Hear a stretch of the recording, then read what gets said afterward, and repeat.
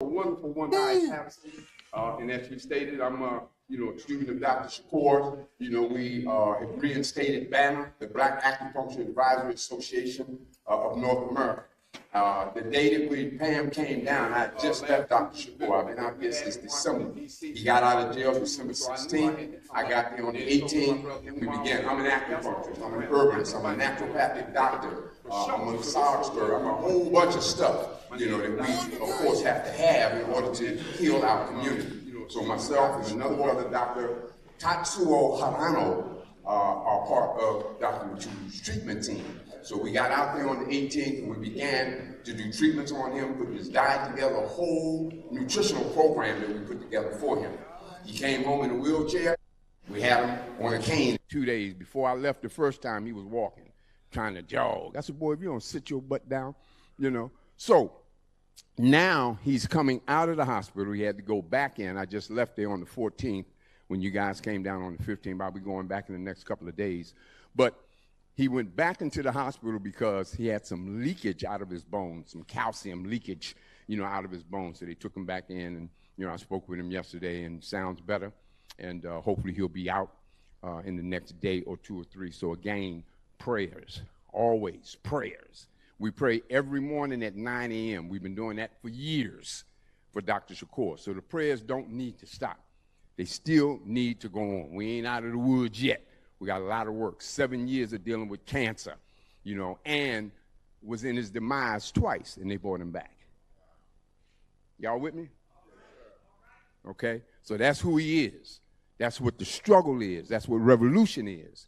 That's what the spirit of our ancestors is engulfed inside of that man. It ain't his time, so that's why he's still here. We continue to work on him with a proper vegan diet. I'm rumbling with him about the bean pies, though. I'm going to tell you that now. I'm rumbling with him about the bean pies and them ginger beers. Them damn ginger beers. Okay, rumbling with him. But he can have anything he wants after 37 years locked up in jail. This particular piece that you're about to see, he presented at the benefit, and it was also my birthday party, and he presented at the benefit. Again, he's in the hospital. That's the only reason why we couldn't get him to speak live today. I just spoke with him yesterday. He's not in any shape to be able to do this. So we're going to go ahead and do that. Today, we're over here, the African Holistic Health Association, the ADS Collective, which you'll see in Dope is Death, which is the official training arm for BANA, the Black Acupuncture Advisory Association. These are two of my students. Caitlin's one of the acupuncturists that I train. We have collective members in D.C., Atlanta. We're developing our program here in Philly with Sister Pam. So this is what Mutulu's talking about, the continuation of that movement, the continuation of that work. Mutulu Shakur.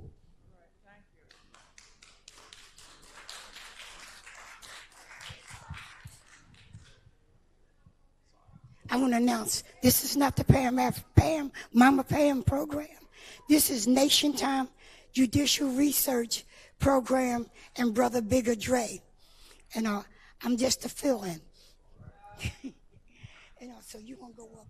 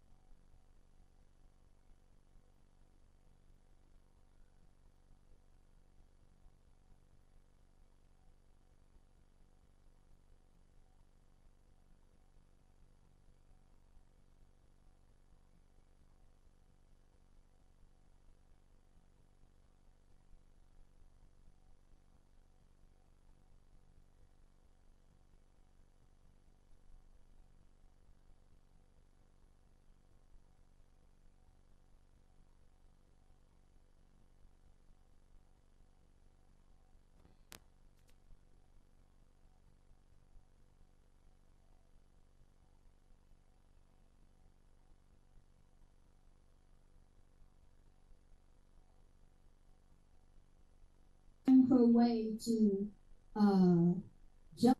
You know, nothing. This takes too much. It's turned all the way up. Oh no, you're not muted on here. Hello, brothers and sisters. Hello, brothers and sisters.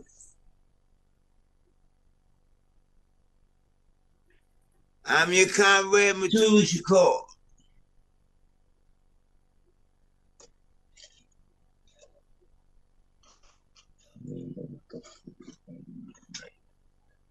I've become hungry. They not even on there no more? It seems like your phone has gone dead.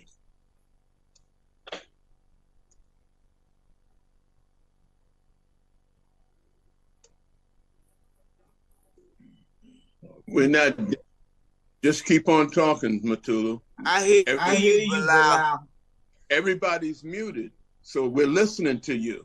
Our phones are not dead. We're muted. So please keep on talking. Thank you. Assalamu alaikum. Walaikum salam. Sister Cleo Silver, how you doing? They're working it out.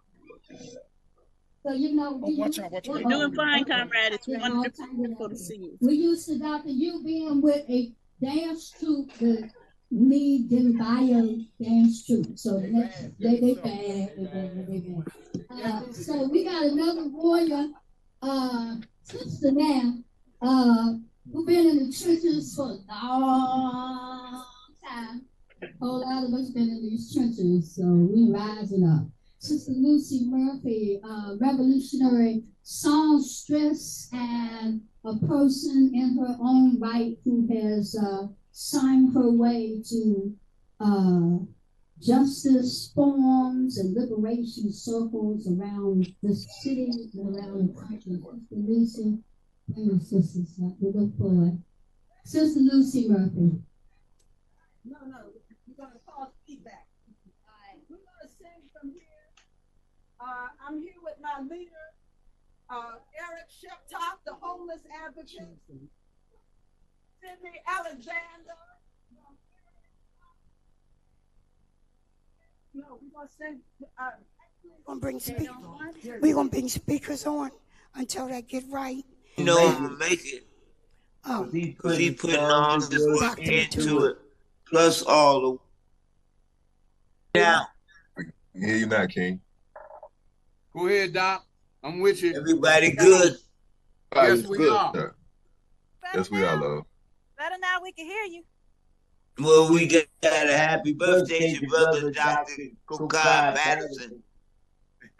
And I would be disrespectful if I didn't come out here and celebrate my little brother's birthday. Once he became my little brother, and he didn't pass that 71, now he my big brother. I want to say he works hard. He's a hard working 71. He been out here working 3 or 4 jobs, trying to see if I'm going to make it or not. He know I'm going to make it because he's putting all this work into it, plus all the work that he's got to do in D.C. and South Carolina and all over. I honor him because he was there in the beginning. He has pure, unadulterated love for our people. And like I always say, love is a doing thing. It's something you do. You can't just keep saying, I love you, and slow down the train. You gotta say, I love you, and this is what it looks like. We got many brothers that he has used his birthday to honor. Brother Jamil Al-Amin is a very interesting prisoner of war of our struggle. I dare say he kicked it all off. From the woods of Mississippi, the ghettos in New York, to the structure of Atlanta, Brother Jamil Al-Amin was out here. We need to get to studying how the law against free speech was orchestrated against the brother. They created a law for him called free speech law. He couldn't go places and speak because they alleged that he started riots and a whole lot of other things.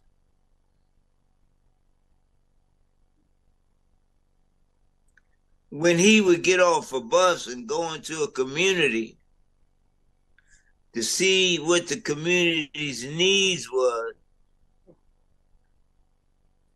the police authorities would say he violated the wrap-round law. The wrap-round law. One of the first times a law named after a freedom fighter was used to curtail that freedom fighter's freedom to speak. And people would say, well, what you gonna do, Rap? What you gonna do, Rap? And he just looked at him. He said, come on to the rally, you'll see. And we all younger than him was gonna go to that rally and see him kick it off. When he got up on the stage and it was his chance to speak, he took his lighter or a match and stuck it up in the air and lit it. He didn't say a word. He just flashed that light. Boy, did we go crazy. We went crazy. He outsmarted him. It showed and it demonstrated a lot of ingenuity. It demonstrated how we know and love our people. It demonstrated how we will not be curtailed for fighting for our freedom. That's in the late 60s. All the Black Power rallies and all of that we were doing to try to bring attention to our oppression. And Rap would take his match and light it. And that whole community would just go, wow.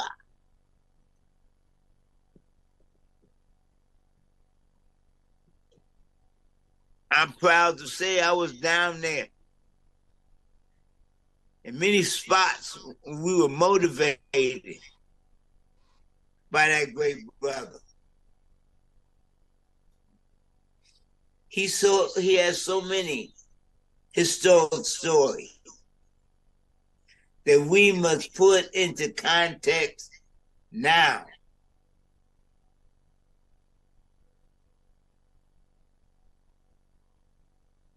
We honor him, we honor his family, we honor his religion. And he's looking for some support. But what I'm telling you is what I told him. He's not only a freedom fighter, he's a political prisoner, captured time after time and put in these dismal crypts. And he's still pushing. And he's not a prisoner of war because I think we got the best army in the world. No. He's a prisoner of war because his action fell within the confines of what we call, or what they call, just war. He never violated human rights.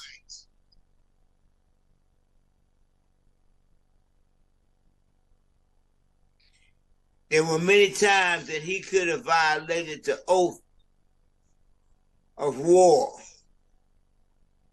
But no, he stuck to the ground rules. He never shot nobody while they was in handcuffs. He always tried to plead for us to act dignified. He's a bad brother. And when not in combat, he began to fight in a civilian way, free people, protect the people. So I like Jay-Z.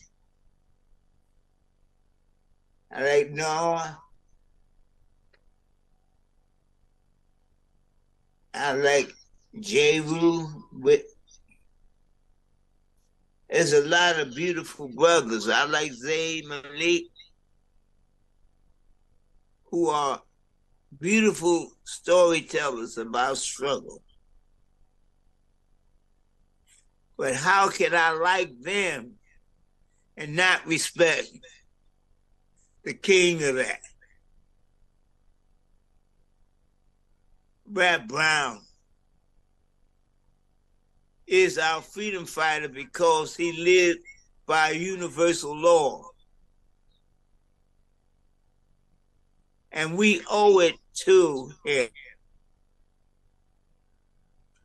to expose the many atrocities committed against him and to use international law to bring attention to that brother and see about getting him to come home.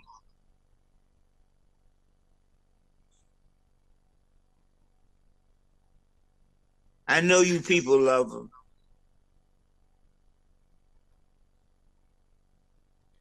I know you love the rap.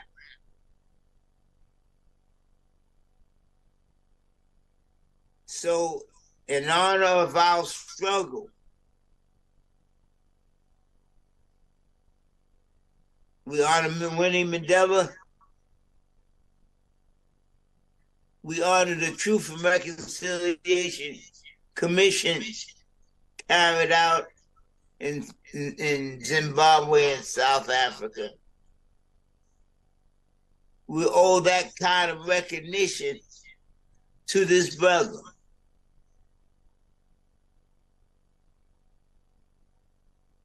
The people are holding their hands up high. We feel victorious. So let's get busy The work don't stop. Don't take no easy victories. They'll walk right over you.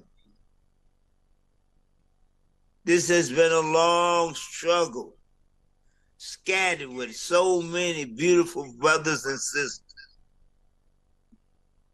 I honor all of y'all and thank you for the work you put in for my freedom.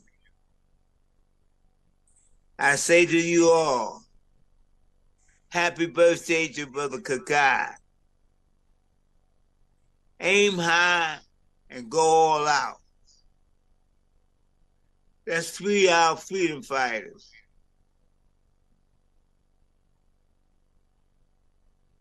Assalamu alaikum. Mumia. Thank you for letting me talk.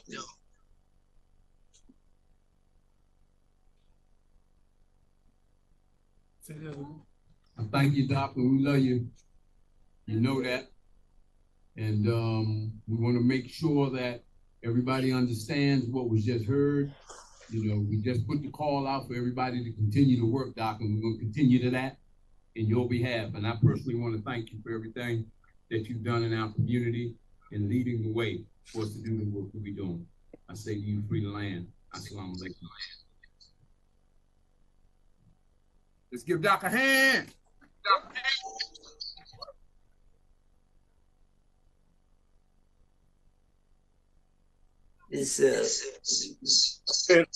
Mics and holler. Go ahead, unmute your mics and holler for the brother. Go ahead, man. Go ahead. I say.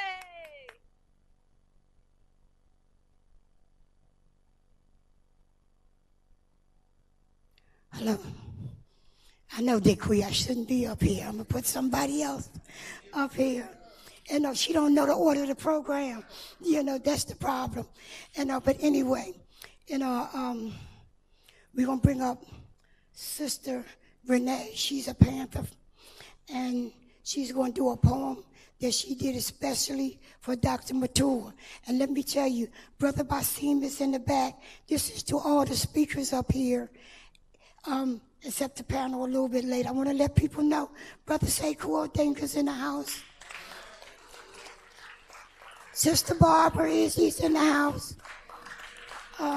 Sister Dequi, I'm talking about panel people. Brother Umar's here. Brother Kakai's going to come back up a little bit later. We're changing the order of things because that's just the way it is. You know, but again, it's going to be good. So I'm going to bring Sister Renee up.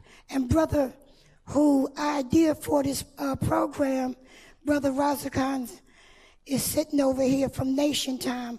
He's going to come up just before the panel comes. So to keep things going, Sister Renee, she's a badass poet. Revolutionary book. You tell me who you are. 3 minutes. Now, you know I'm Regina. I ain't Renee. I am Regina. How y'all doing? Okay. Let me try to do this. I learned something listening to Brother Mutulu. Back in the 60s, I had a great big poster of A-Trap Brown, and he's lighting the match. But it says, burn, baby, burn. You know, I didn't know he didn't say that. You know, we all thought that he said that, okay? And that was just so appropriate. Oh, God. Our freedom fighters are so important. And we can't let them languish in jail. You know, if you're not a part of the Jericho movement, please join, truly. We have to take care of our heroes. These are our heroes. They did whatever they did for us as a people.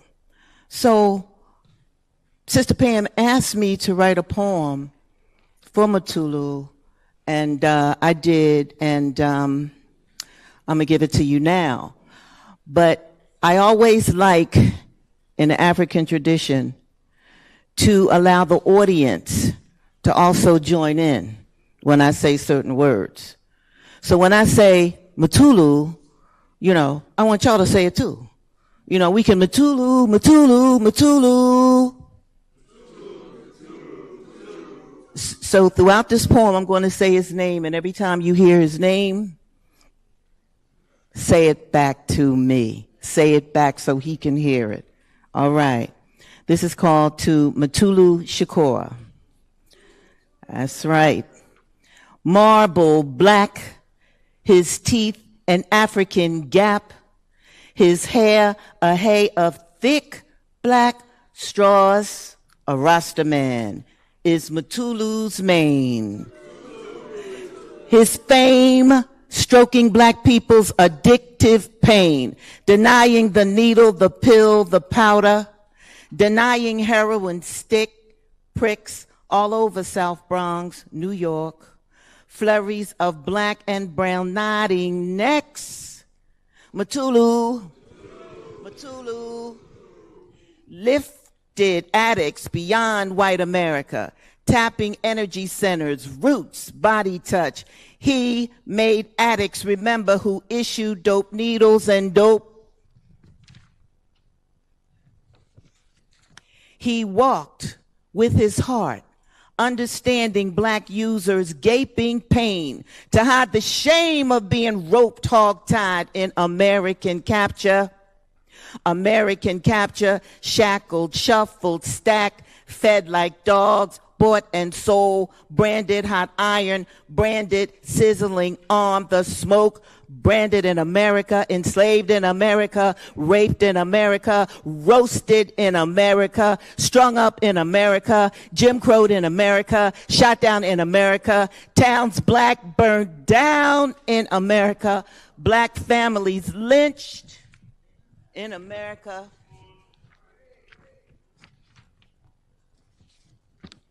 Oh, beautiful for white men's skies. America, capitalism's cradle. America, the milk of hedonism. America, a hegemon of hell. America, a hatred of the dark. America, seasoned and cooked the red, black, and brown. Seasoned and cooked to bend, soften, or die. Mutulu, Mutulu, Mutulu saw these things, scraping his people, bleeding his people, killing his people. He swallowed these things and froze like a revolutionary lover, eyeing a system ripe with lascivious lepers, concentrated capitalists, worldwide warmongers, thieves, sourcing pharmaceuticals, stealing slave labor, staging worldwide wars. Mutulu, Mutulu, Mutulu. Wars, worldwide wars. Korea, he saw these things. Vietnam, he saw these things. Congo, global killing, lascivious lepers, global killers. Chief devils, like Elijah Muhammad said, devils revel in bloodlust.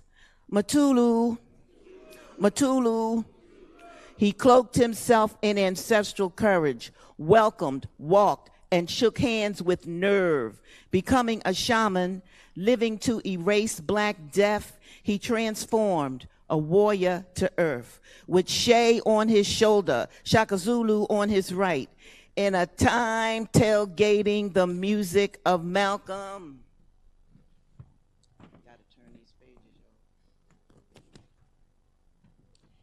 In a time of the revolutionary action movement, in a time Republic of New Africa, in a time Black Panther Party for self-defense, in a time Black Liberation Army, in a time of not smiling when nothing was funny, in a time when Ogun blew his unmistakable horn, Mutulu, Mutulu role modeled the tongue of Tupac, opening his arms to Afeni Shakur, tearing away American soloism.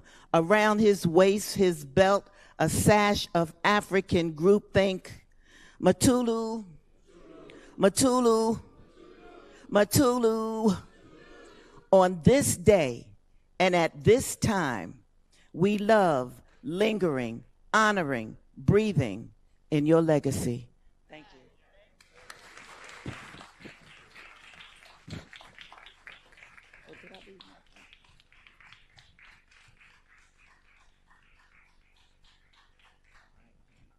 Thank you. Okay, here I go again. Yes, it's me. The next speaker will be Sister Basiymah Muhammad from the UNIA.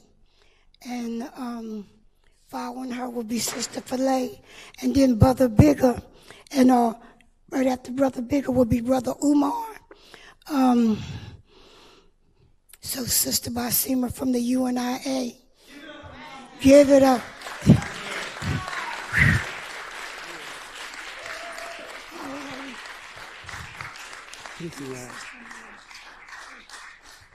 Power to the people!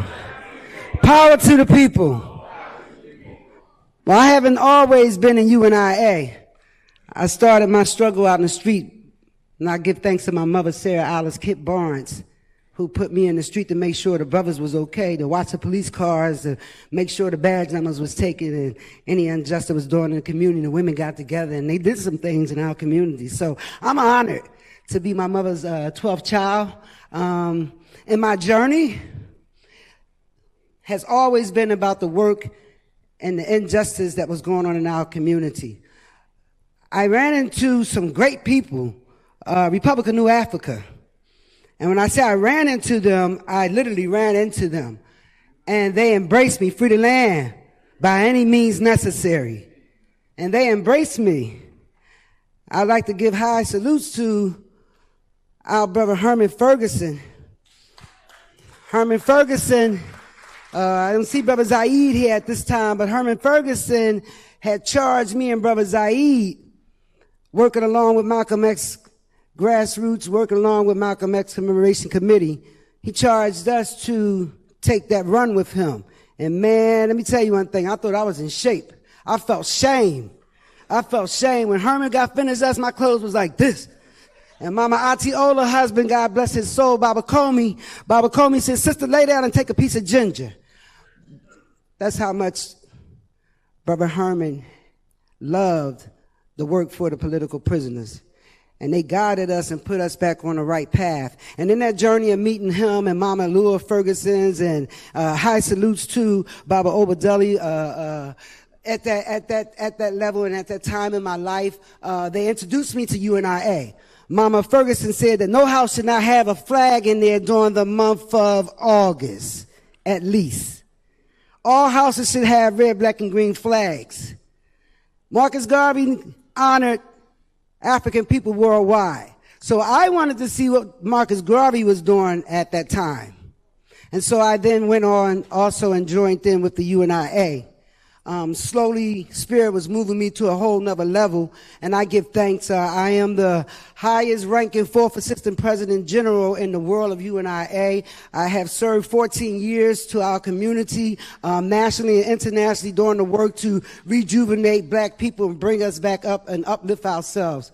So I just want to give high honors to those in struggle. I cannot say anything else without giving my big brother a high salute.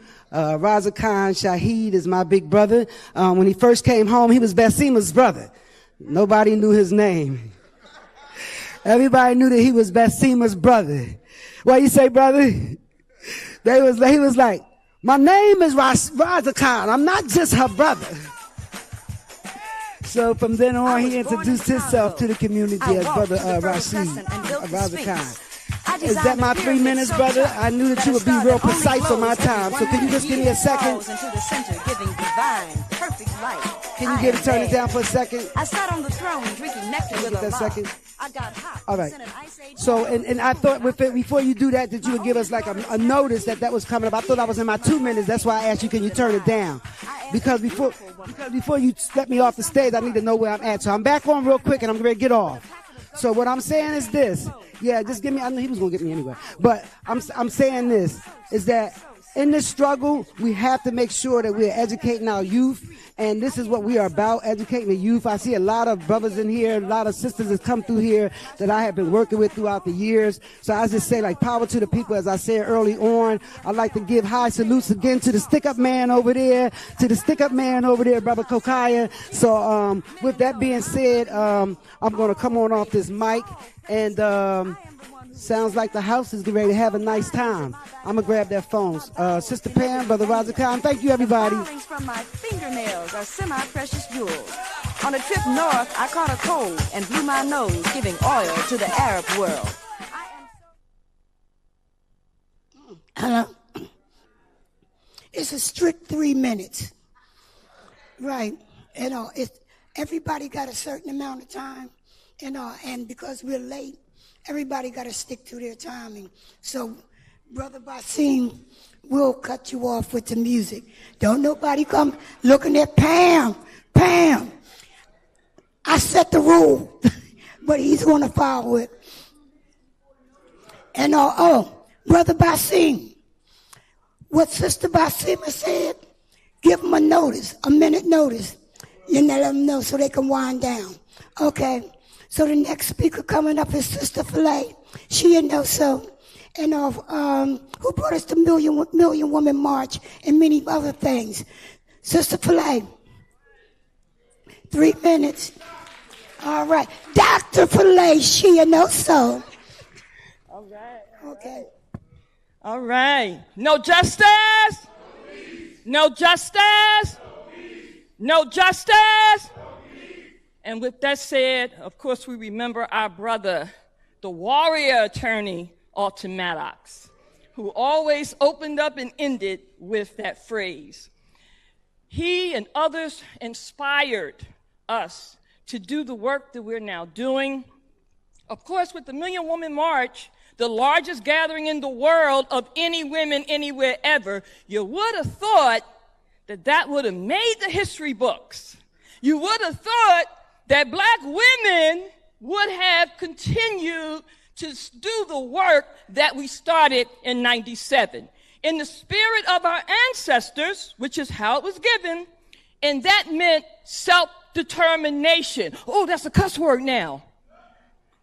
I only hear it at Kwanzaa time. Kuchishangalia, everybody. But we was taught self-determination every single day.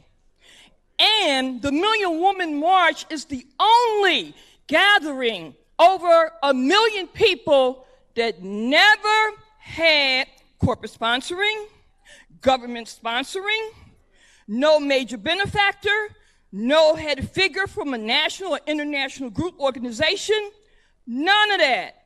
But yet, people did not see or realize the power and the magnificence of it. And as a result, in Philadelphia, we became persona non grata. Y'all know what that means? That means if you don't kiss Negroes behind, they're going to hate on you. That's what that means. Now, Philadelphia, for those who do not know, of course, is the home of Mumia Abu-Jamal, our native son, but also it's the home of the Boule. And I would be remiss if I did not say that there's a reason why there's not more black folks in here tonight. Yes, I said it. Most won't. They don't dare. But in the spirit of Dr. Mutulu, who encouraged me and others in the work for black liberation, this is why our sister Assata Shakur's message was read at the Million Woman March. This is why Sister Pam Africa, Sister Ramona Africa spoke at the Million Woman March. Where else did you see that at? So obviously the message was about what? Justice and liberation. And so now, after 2.5 decades of learning the hard way about some truths about some things, we now come forward with the first global movement for women and girls of African descent worldwide. We've been organizing now, not just in Philly, but in Benin, Ghana, Nigeria, Cameroon, And come September, you will see some of that when we host the Million Woman World March. 1 minute. Why? Because we know that COINTELPRO is still alive today. Different name, different people, but some of it is the system of white supremacy, COINTELPRO. Some of it is Negropean COINTELPRO. And some of it is spiritual COINTELPRO. So when you ask who supports self-determination, that's your litmus scale right there. Because if somebody is not doing that, no matter what else they're doing, better check it out. Lastly, here in Philadelphia, July 27th through the 30th is Queen Mother Moore weekend. Oh, y'all remember her? Okay, well, let's see. Because we're going to install her as one of our sister saints. We're about doing things that have not been done before. And so here in Philadelphia, July 27th through the 30th, Queen Mother Moore weekend and our National Black Political and Social Justice Forum. If you want more information, come over to the table. You can also get information about other events and activities that we have coming up. I want to thank all of you, definitely Dr. Mutulu Shakur. I got hot and sent an ice age to Europe to cool my And we're out. My oldest daughter is Nefertiti. The tears from my birthday Who's up next? flooded the Nile. I am a beautiful woman. I gazed on the forest and burned out the Sahara Desert. Oh, one thing. New day, resurrection and liberation. Every Saturday night, 10:30 p.m. So swift, you can't catch me. All right. I'm beginning to know. You hear it cutting down. So the next person we're going to bring up is Brother Bigga Dre. Brother Bigga Dre has been involved in putting this program together with Brother Razakhan, as well as Sister Phile. She did a hell of a lot of background work. But Bigga, are you ready? And I want to let you know, are you tuned up for everything? Okay. It's the power hour. You got 7 minutes, you say?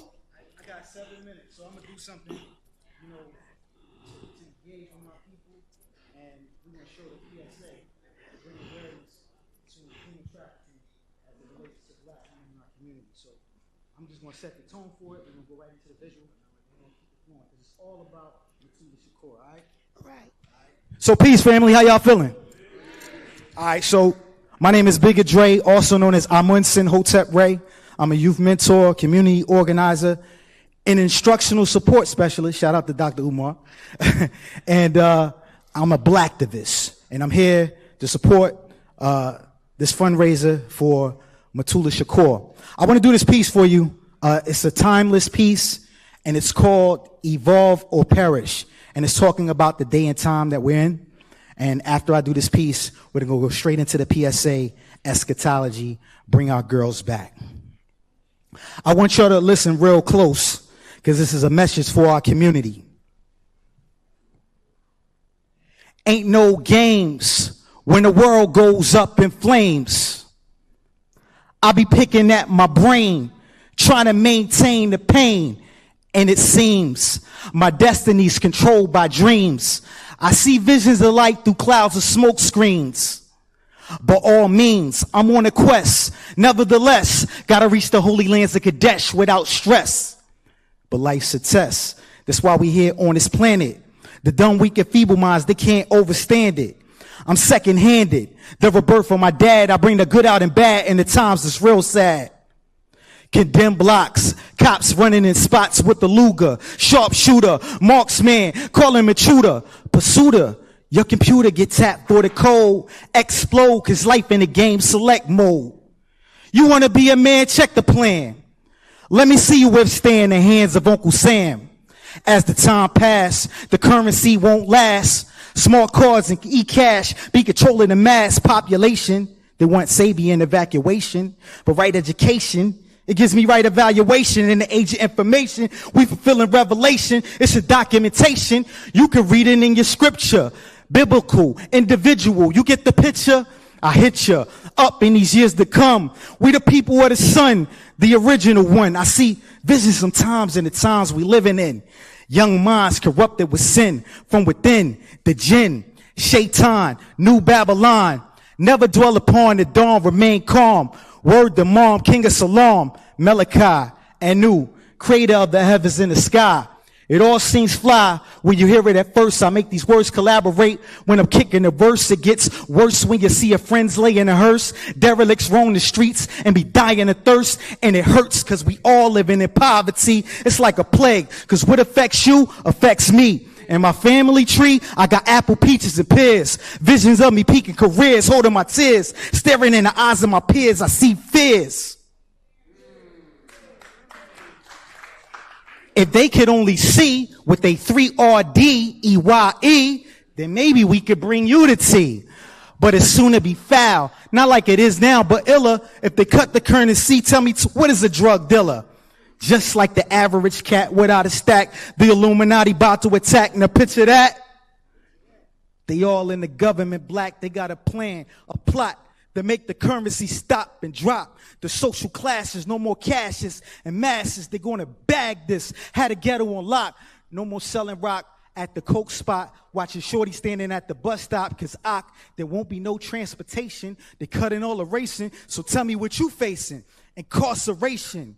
Because the crime inflates. We all make mistakes, but watch the ones you make. For heaven's sakes, urgency. We in a state of emergency with brothers wilding, violence, committing burglary. You never heard of me? Hey, yo, it's Bigga Dre, y'all. Much love. I appreciate y'all. Let's support Baba Mutulu Shakur. Free Mumia Abu-Jamal. Free Dr. Malachi York. Shout out to Nation Time Judicial Research. We appreciate y'all. Let's get into it, y'all. Next up, I want y'all to really pay attention to this visual. Human trafficking is real serious in our community. It's a disproportionate number as it relates to black women. So I created this content, and I need y'all to support me as an artist to get this message out.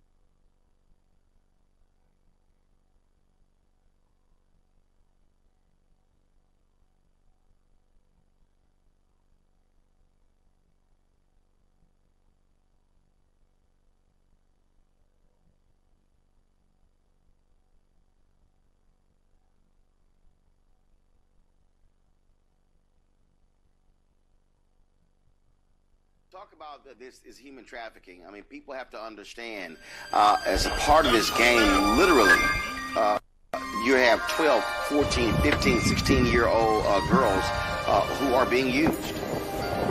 Absolutely, and the predators are being so sophisticated nowadays. They're utilizing social media to recruit these youth. And, you know, we as parents need to monitor what our children are doing. They polluting our water, chips in our sons and our daughters. Depot, ricochet shots that echo through the block, the menstrual cycle. Woven sheep's clothing is trifle, camouflage, demagogues. Walk the streets at night, yo, I'm applaud. They got us walking around here lunching with credit cards. They monitor our first injunction. Yeah, if you don't see the plan, the system is a scam. Tell me why they call the ones who oppress us the fucking man. Damn, reversing our roles. I guess you call a man a woman. The woman is who nurses our soul, use her body and whole. She gave birth to the globe, even birth to my son, who I'm thankful I know. Without you, my completion secretion is an investment. Protect the black woman's womb. She is the best kept. Better respect that, never neglect that. From mountain skies, highs to low, I'm screaming, let my people go. Bring our girls back. From mountain skies, highs to low, I'm screaming, let my people go. Bring our girls back. From mountain skies, highs to low, I'm screaming, let my people go. Bring our girls back. From mountain skies, highs to low, screaming, let my people go. Bring our girls back. It's been established, written on tablets. Without them, without him, eagle to phoenix, skull, skeleton, bone, bulimic, behemoth grove. Hell kitchen, lit the stove, torch, fill a force. In the course, my memoirs, journal, eternal life. Paradox eclipse, reciprocate while I'm 9 to B6. Here is wisdom, cash is the cashless, monetary system, prism default, ritual is a cult, the 5-pointed star, all-seeing, psychology, penial cyst, politics, philosophy of polytheists, expose a secret replacing Jacob's a plan a nation. I know the blasphemy who stole a birthright, y'all know who cursed right.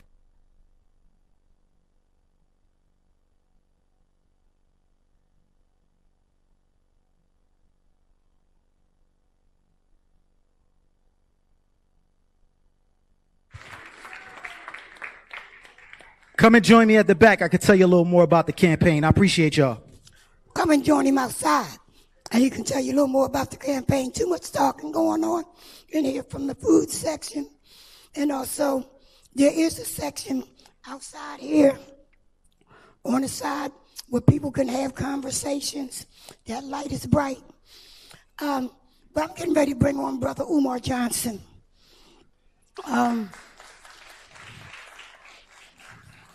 On a quick notice, that's when the panel come on. And we're going to do Dope is Death right after that, after you get the panel, do the panel. Brother Umar Johnson.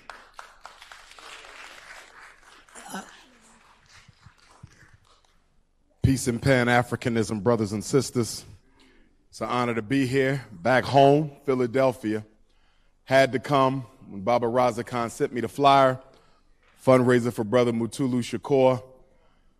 You know, as someone who was probably born towards the end of the decline of the Black Liberation Army, the Black Panther Party, I've always been a big fan of their work. And I contrast their deeds with the deeds of the current Black consciousness community. And I see some very clear differences between the Mutulus and the Kwame Ture Stokely Carmichaels and the H-Rap Browns. And one of the biggest differences I see between the work of the 60s and the 70s and the work that we're putting in now in the 21st century, the biggest difference is a difference of work. It's a difference of contribution. It's a difference of measurable progress. Today we have all the information. We have all the facts, all the data, all the statistics, all the theories, but we produce almost nothing. When you look at what they did back then, babies, many of them, in their 20s, mid-20s, early 30s, after-school programs, health programs, institutions, and most of all, defending the community. New York, Monday, I was at Attorney Automatic's homegoing ceremony. Sister Pam was there, Baba Razakhan was there, but little did we know that while we were celebrating the life of Attorney Maddox, we had a young 30-year-old brother getting his life snuffed out on a New York City subway by a white veteran Marine who killed that brother, choked him out to death. And the black mayor, Eric Adams, wouldn't even lock the man up, wouldn't even charge him, wouldn't even indict him with anything. He says they have to do an investigation. What do you need to investigate? We all saw what happened. They're trying to find a loophole to exercise white privilege. They don't want to lock the man up. His life is worth more than that black boy's whose life that he take. So you're looking at a mix of what happened to George Floyd and what happened to Trayvon Martin all over again. Every time we see an act of police brutality, I got to remember Mutulu Shakur. I got to remember Afeni. I got to remember this brother right here, H-Rap Brown, whose intellectual prowess for me was on the same level as an El Hajj Malik El Shabazz Malcolm X. You know, H-Rap was a bad man, a very bad man. I hope one day I get to meet him before he joins the ancestors or before I join the ancestors. But brothers and sisters, The times is getting tough for us right now. The American dollar is losing its power. BRICS is coming up. And you know, when the white man catches the cold, black America catches the flu. Our weakness is the same it is now as it was 50 years ago. Our weakness is the same as it was then now, and that is a weakness of disorganization and the failure to collaborate. We don't have the luxury of fighting over ideology. We don't have the luxury of clashing over religion. We don't have the luxury of being divided by class or by case. The white man doesn't divide us into groups, neither does God. So why do we do it? We have to get together, and we have to get together now. Words are important, but they are never as effective as works.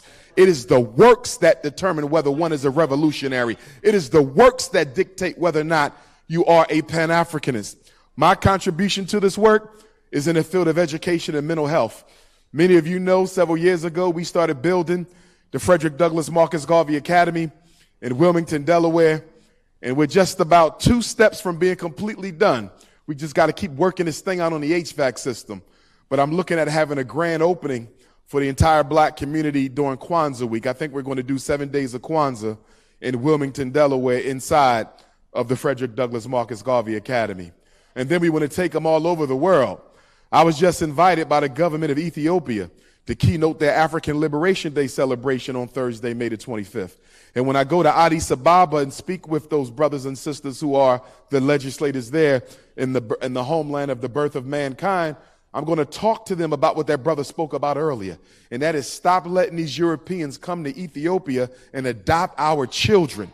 I don't know if y'all know this, but Ethiopia and Haiti are 2 of the largest international adoption countries in the world for Europeans. And the reason they take our babies from Ethiopia and Haiti is because the infrastructure of those 2 countries is so underdeveloped that it's almost impossible for them to trace those children and make sure they're not being sexually enslaved or domestically exploited.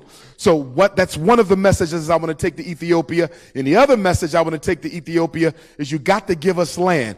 Africans from the diaspora have to have a place to come back home. We know Ghana has given us dual citizenship. We know that His Majesty Emperor Haile Selassie I has given us the land of Shashamani. But many of the countries in Africa are afraid to open up to dual citizenship to the American African. And so when I go to Ethiopia, I have to tell them that you have to give us land so we can build a community back home. It's not about running away from America, nor does everyone need to go back home to Africa, but it's about having options. We got to have options as a people, because things are going to get a whole lot worse before they get better for us. Also, suicide. Not only child sex trafficking, but black girls are the fastest growing suicide population in the United States. 14 to 17-year-old girls in particular. It grew out of the COVID quarantine situation where so many of our daughters were not allowed to get a break from emotionally traumatizing and psychologically terroristic home life. Although public school is a disaster, it was the only time that many black children got a break from domestic violence and sexual abuse. And as a result of that COVID quarantine, many of our daughters are still dealing with the collateral damage of COVID, and they're taking their own lives. I just read a report that the U.S. Surgeon General listed loneliness as one of the most pervasive psychological conditions in America right now. Loneliness, not having support, loneliness, not having love, loneliness, being in the world by yourself. Brothers and sisters, how can an African be lonely when the foundation of our culture is collectivism? How is it we got elders who are lonely, mothers who are lonely, fathers who are lonely, youth who are lonely? Our solution is real simple, and we have to get back to the village. Everything we need is in the village. Every solution is in the village. We don't have to create nothing new. Go back to what works, Sankofa. The village is the solution. All these boys killing themselves on the street because black men are not taking them under. The village is the solution. All these homeless black people. We have the highest homelessness rate since 1960. Why? Because of gentrification. And what city leads America in gentrification? Philadelphia is #1. It has overtaken San Francisco as the most gentrified city in America. Why do you see so many homeless black people? Because we are not financially organizing ourselves to take care of the village. As I close, Brothers and sisters, we got to make sure we teach our children about the legacy and the works of people like Mutulu Shakur, our good brother, Dr. Kokai, Sister Pam, Sister Basiymah, everybody who's here. We got to teach them about our good brother, H. Rap Brown. We have to make sure they understand that there is a revolutionary heritage that is not much older than them. Too often we skip over the 60s and we skip over the freedom fighters of the 70s and we go back to Reconstruction. We go back to abolition. That's important, but don't ignore the elders who are still living and breathing the life right here and right now. We need the ancestors and the elders. What good is having the ancestors if you're not going to respect the elders? And what good is holding on to the elders if we're not going to lift up the ancestors? Today, we had a penumbral lunar eclipse in the sign of Scorpio. I'm a Leo, but Scorpio is my rising sign. Scorpio is a sign of destroy and rebuild. Get rid of all that never worked and create what we need now. The ancestors, the Most High, the Orisha, the Loas, the Abusums, they are talking to us. Get rid of that which no longer serves us and build anew what we need to make it into the future. The most honorable Marcus Garvey said, no one can destroy the black man, but the black man himself.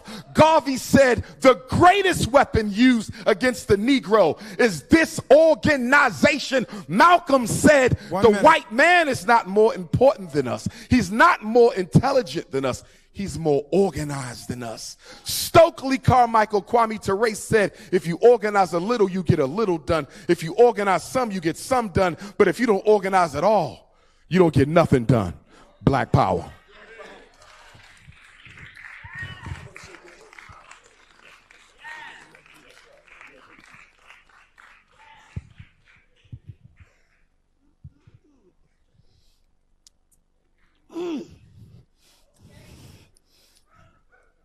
Yeah. It's vegan. It's good. And you would think that you're eating that other stuff because it tastes so good. But no, this is 100% vegan. And it's the daughter of Russell Maroon Schultz, Sharon Schultz, who's known for vegan cupcakes, donuts, and these little good sweet things. I want to also remind y'all, we're going to get ready to see Dope is Death because there's enough people here. But Dr. Kakai, who performed acupuncture on me, and he did a damn good job. Sister. Yeah, when we were at someplace recently. Oh, we was in Washington, D.C. I had it sitting right next to you. I had an acupuncture treatment, and I walked in with a cane, and I left there without the cane. Excuse me? Are we bringing you something good, something important? We ain't like those doctors to say the blind man come in and you give him some juju juice and then he said, oh, I can see. No, I was sick. And he gonna work on me with his voice again. But anyway, he's going to do acupuncture for a donation. He came all the way in from Washington and he got enough for 20 people to get an acupuncture treatment for a donation. We have other vendors in here. Of course, everybody's at Mama Achiola table. I ain't got to announce that, And sister here, Regina, she had books. Our Muslim brother over here, Michael Muhammad, he got pictures and paintings. We got all these different vendors with different things. I can't see, the light is blinding me. But are we ready for Dope is Death? And right after that, we have a panel. The panel, Brother Sekou Odinga, who walked the streets with, and who have been with Brother Mutulu since he left. We got people that's in the movement here. And Sister Dequi. And who is the other ones that's on that panel? Can't remember. Shit is coming in here again. CRS. But by the time we get back, I'll have that information. But it'll be a panel that you can tell you about Dr. Mutulu and from their aspect and what's going on with him right now. But right now, we're going to do Dope is Death, and it's going to be moderated by Brother Shamari. He's going to interview them and questions and answers. But right now, Dope is Death.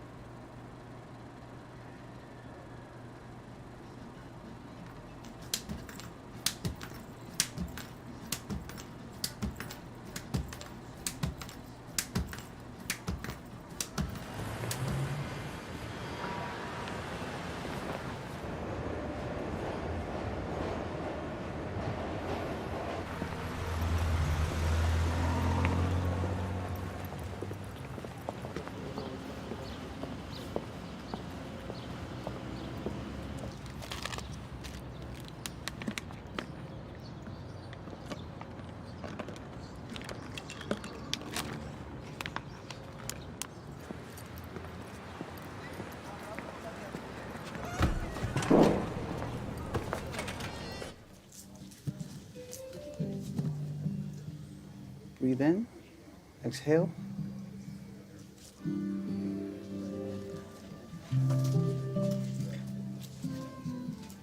Okay, Walter, turn your head that way like you're looking at that hat.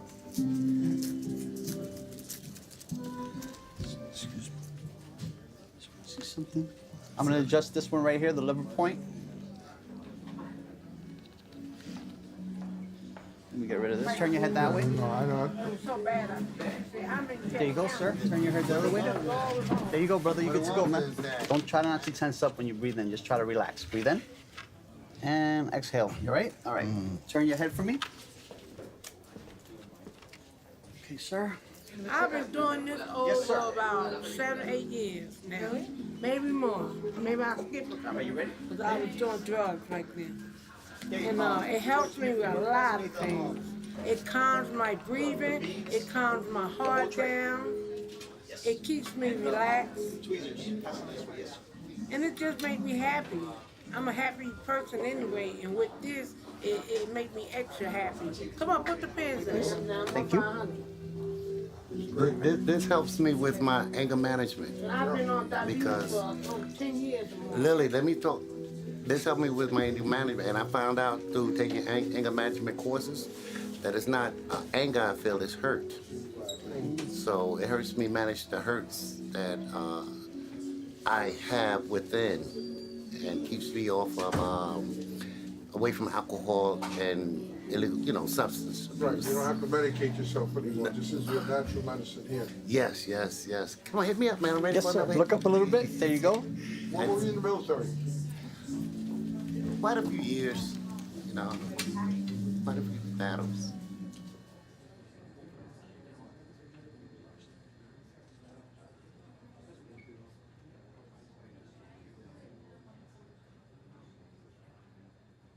I didn't really know the true history behind it, which was that one of the senior counselors, and I was telling them about acupuncture and stuff, and she came and she said, "Do you know how this really started?" And she was like, it was the Black Panthers and the Young Lords. They actually were the first ones to bring acupuncture to the South Bronx.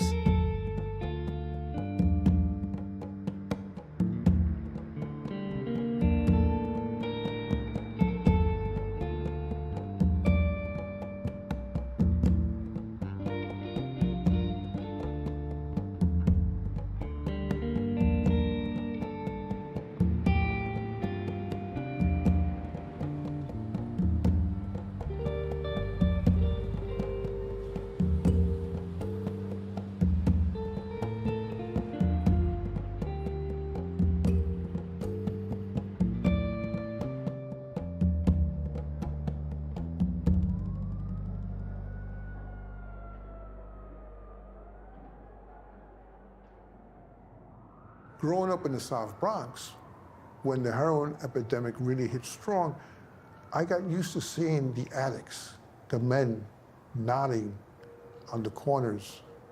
And so I grew up with that sense. We just didn't drop out of the sky addicted to heroin. We became addicted to heroin because of the situation and our environment exposed us to heroin. You could buy a bag of heroin for $3.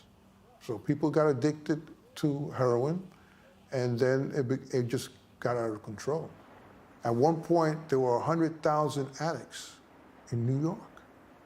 So I wanted to do something.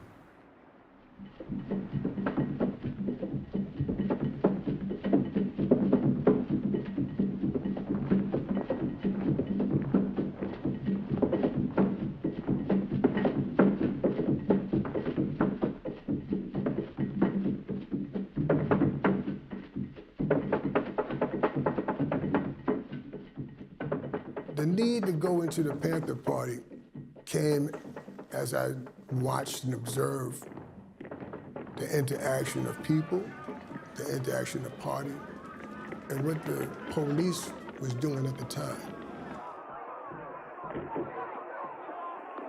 Even if the situation required verbal interaction, verbal communication, they rather use the baton and use force. This I seen. I didn't have to read in the evening paper. I seen this.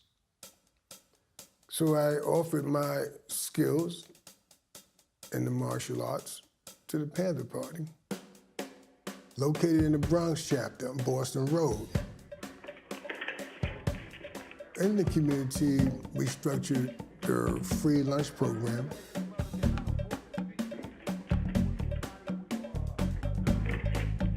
Also the daycare center.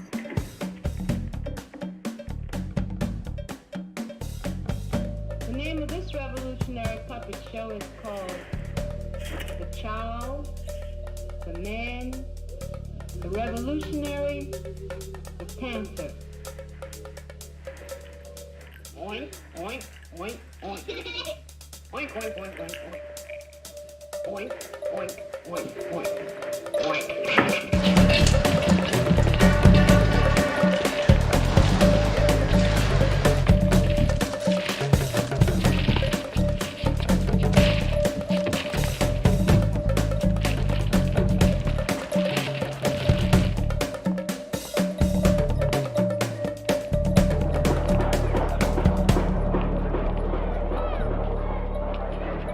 To the United States, we came to learn how to misspell our name, to lose the definition of pride, to have misfortune on our side, to live where rats and roaches roam, to be trained to turn on television sets, to dream about jobs you will never get, to fill out welfare applications, to graduate from school without an education, to be drafted, distorted, and destroyed, to work full-time and still be... After work at Lincoln Hospital, I would sell my newspapers, my Black Panther Party newspapers. I sold the newspapers across the street from the hospital because that's the closest place, and there were lots of people. There was a lot of people walking back and forth.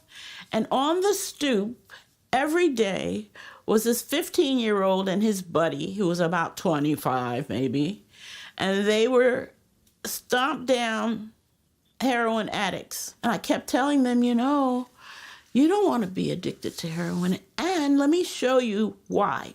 Because the system is keeping you, I gave them the whole spiel. System is keeping you down by making sure that you stay addicted and you don't stand up and fight against all the exploitation and horrible conditions that we live in because you're over here nodding out. You don't want to fight when you're on heroin. You don't want to. You just stay there and nod yourself into oblivion. Hey now! Hey now! Hey now! Hey now! During that era, I found out I was very political. I don't know how this happened. Obviously, subconsciously, something was working in me. Hey now! Dignitary! Hey now! Go 8 chain, where are you? I was admiring the Panthers. I had already met with Bobby Seale. and James Foreman, and I told Bobby Seale I wanted to make a counterpart. I wanted to organize the counterpart to the Black Panthers called the Brown Tigers. He said, son, can I tell you something? We're catching hell being called the Black Panthers. I would suggest that you find another name and work the objective conditions of your country. Try to apply socialism to the objective conditions of your country, and don't try to do what we do. I thought that was a brilliant answer. Another panelist, Mr. Philippe Luciano, a member of the Young Lords, and I've asked him to speak briefly as to the philosophy of his organization and what he feels its place in the community is. Mr. Luciano. Well, first of all, the Young Lords are a predominantly Puerto Rican group operating out of East Harlem. Basically, the way we go about mobilizing our people is through serving their needs. That is, if our people need hot water, then we're going to get hot water. If it's shoes on their feet, then we're going to give them shoes, right? And if it's a political campaign that needs to be run, then we're going to run political campaigns. That's basically what the Young Lords are about. In the process of bringing... I just fell in love with the movement. Once I heard him speak about what we had to do in our community, I wanted to join the movement. Have you seen the skinny little boy that chases the white ghost at night? Have you seen the little boy? Face puffed up, tracks in his arm, and his mind blown. His mama's somewhere drinking and talking about survival. Pop's in jail or downtown in the Y. The little boy chases white ghosts with his friend, and they get high. And they get high. And they get high. And they get high. Like Cloud 9, where everything is fine. The fast rise of people's personal economy grew as a result of selling drugs. Qualitatively, that overshadowed living harmoniously amongst each other, which the Panther Party was introducing. So we had to tackle the drugs now.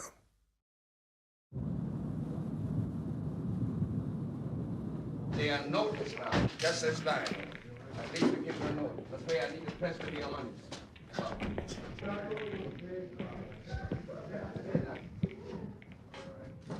At first, we went to those who were distributing the drugs and selling drugs. We asked that they stop. They wouldn't. Then we just kindly removed them out the community.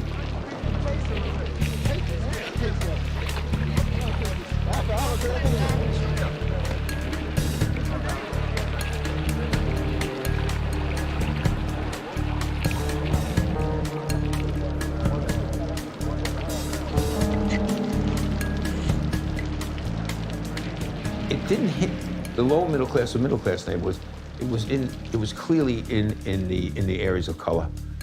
If it isn't large enough to get to the influential community, if it isn't a big media story, if it doesn't affect your kid going to school every day because you're in Forest Hills or you're in Bay Ridge, you're in some middle class neighborhood, it's not a big problem. I was with, as administrative assistant to John Lindsay when he was mayor from 1966 to 1973, and basically my responsibility was the street. The blue uniforms that run through the streets like stormtroopers, they are here to protect white law. And they are to have an armed camp attitude for black community. As long as that situation is real, we can't have a very good relationship with them. See, another point too, dealing with the pigs and police, the pigs is the one who brings heroin in our community. You see, if it wasn't for the pigs, heroin wouldn't be saturated through the black community.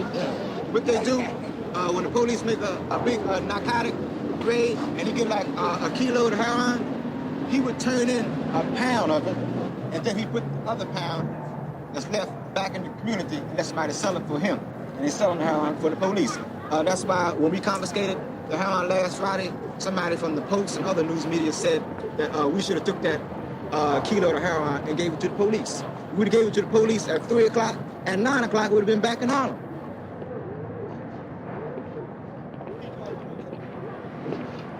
Power to the people, brother. Hand on, power.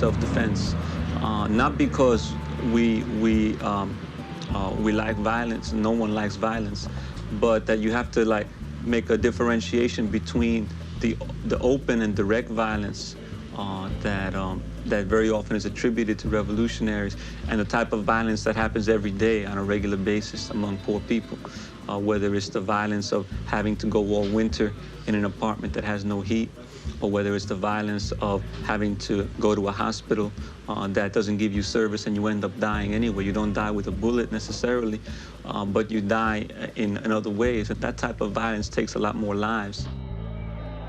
Today we don't want to just have a rally here.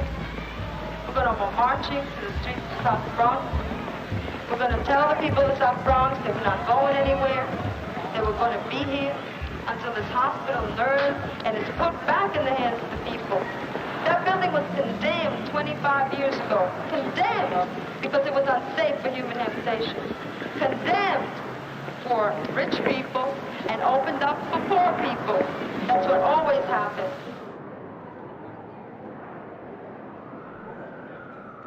Young Lords, Black Panthers, workers, and patients who set up a complaint table. So we took complaints to rat bites for babies, lead poisoning, asthma, heroin addiction. They have those 2,000 complaints that we got from the patient work complaint table in their hands and have done nothing about them. A group called the Health Revolutionary Unity Movement, some blacks, some Puerto Ricans, some Jewish Americans. We all got together essentially when we decided it's time to do something. And we decided, I know this is going to sound crazy, we decided to take over the hospital.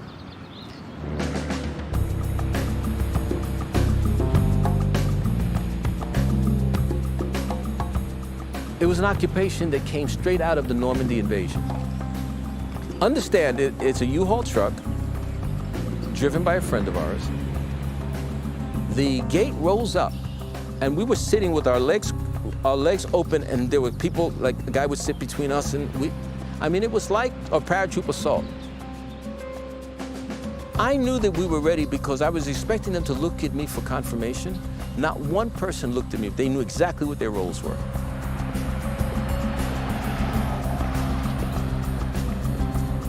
We took the built physical plan, it was 11 stories high. We took it in 7.5 minutes. We secured it in 15.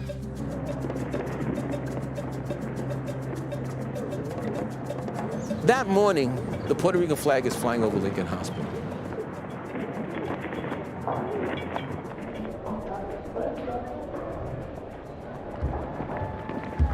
The cops come. They had more cops than I had ever seen in my life. So they send over their best negotiators, a guy named Sid Davidoff and Barry Goddard.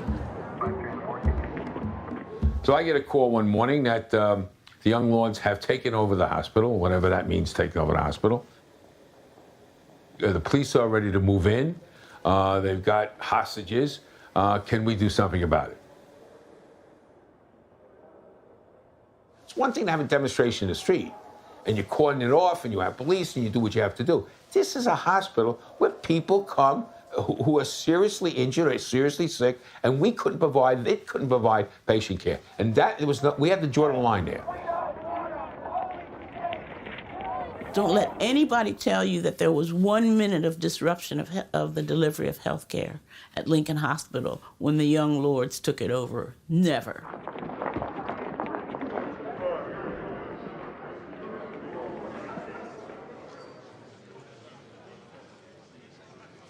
We had our press conference where we said the hospital had been taken over and we were willing to negotiate, but these were the demands. Pretty much those demands were the thousands of complaints that we had received from the patients in the emergency room at our complaint table.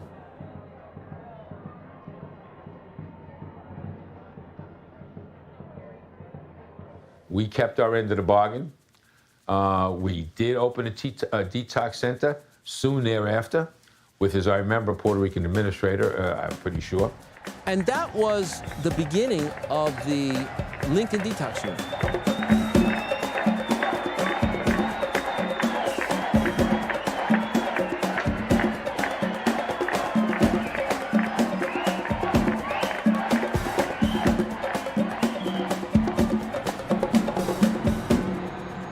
have now started the Lincoln Hospital Drug Detoxification Program.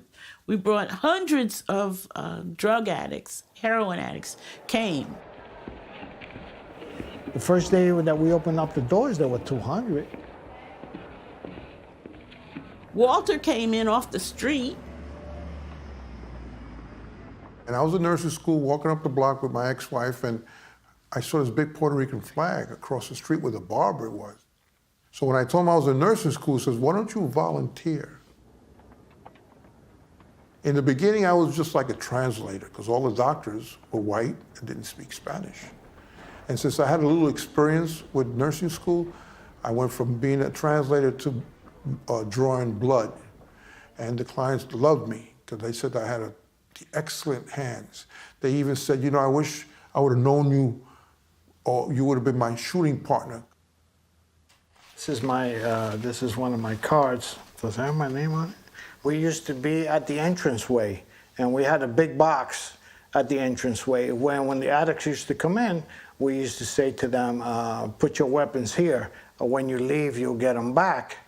And of course, this is what they used to do. So they had zip guns, they had knives that were called 007s, they have ice picks. They carried all this stuff because when they were out there in the street, you never know when you were going to get mugged or you actually were going to do the mugging, right? Your eyes are brown, your hair is brown, your height is 5'6", you said? Yeah. Okay, you haven't had a physical, blood test, you're not a handicap? All right, now listen, I'm gonna put my name on your card. That's my home number, all right? And if you have any problem where you can't get in there, you call me up, all right? And then once we had doctors from Lincoln Hospital who said that they were going to be responsible, that's when we brought Mutulu in, okay, because we had a medical director, and we wanted to have a director that had revolutionary consciousness.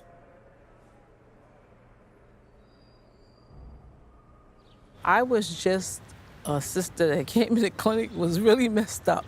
You know, I didn't know anything.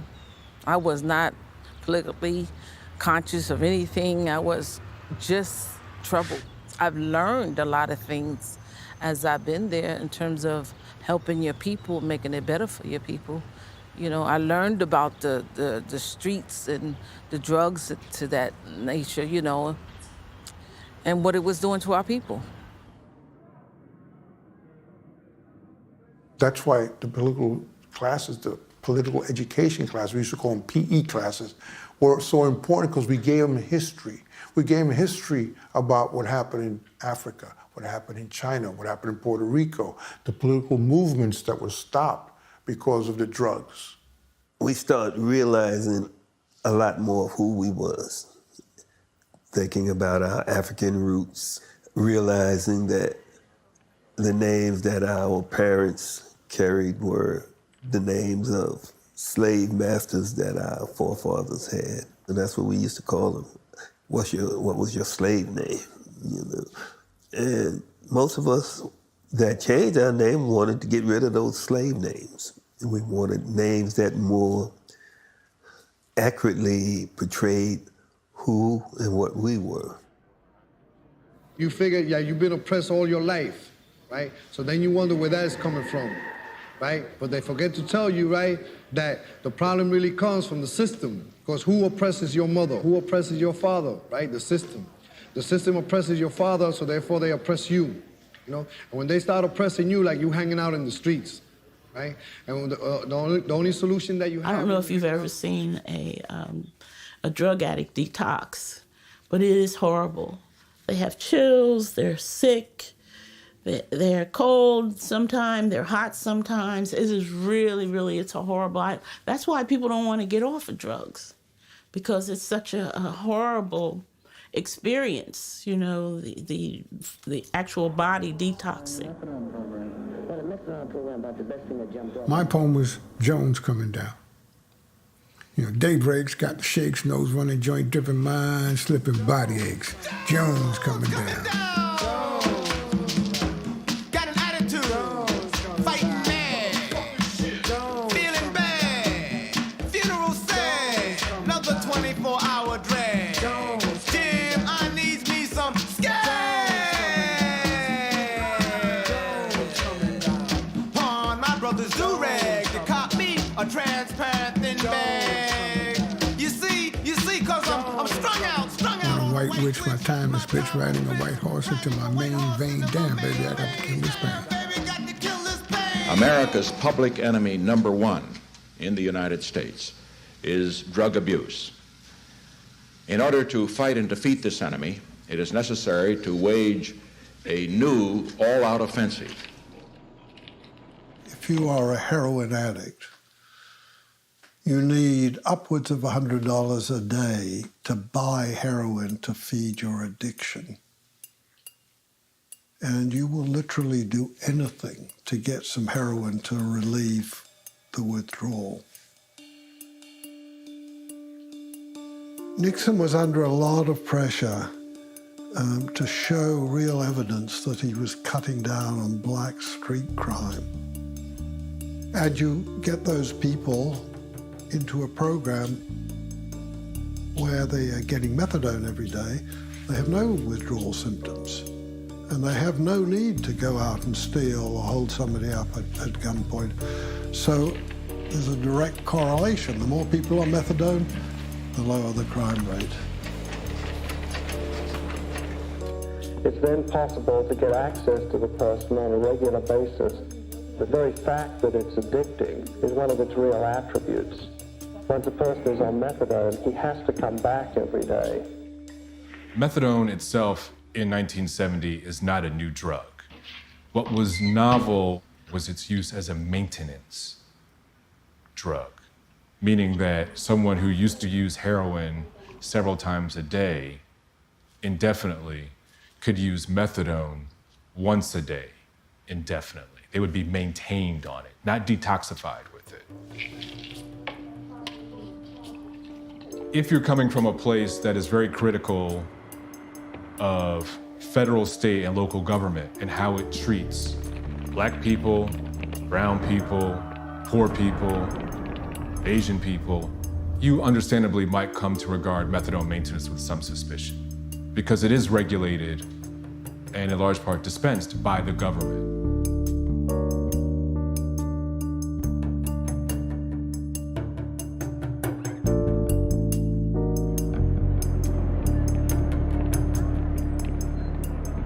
I'm a Puerto Rican, and we came here and we went to fight for the United States. If we can fight for them, why can't they fight for us Vietnam veterans? I got hooked in Vietnam, you know, with drugs.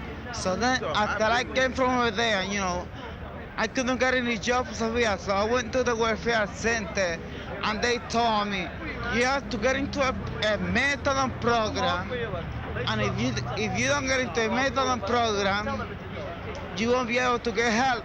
What's methadone doing for you? Is it helping you? Getting me high, that's all. That's all.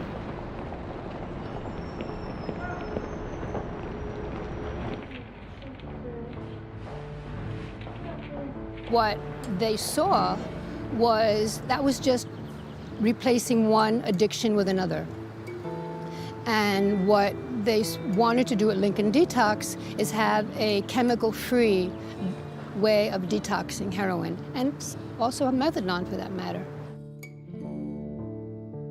By 72, we started looking around for an alternative. We no longer wanted to use methadone. Dr. Mutulu Shakur, if it wasn't for his leadership, I don't think we ever would have done what we did.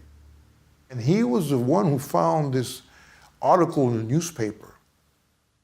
That an acupuncturist who was treating someone with respiratory problems, who also happened to be addicted to opium, had found that by stimulating the lung point of the ear, did not only help the respiratory problem, but also took away the withdrawal symptoms of opium.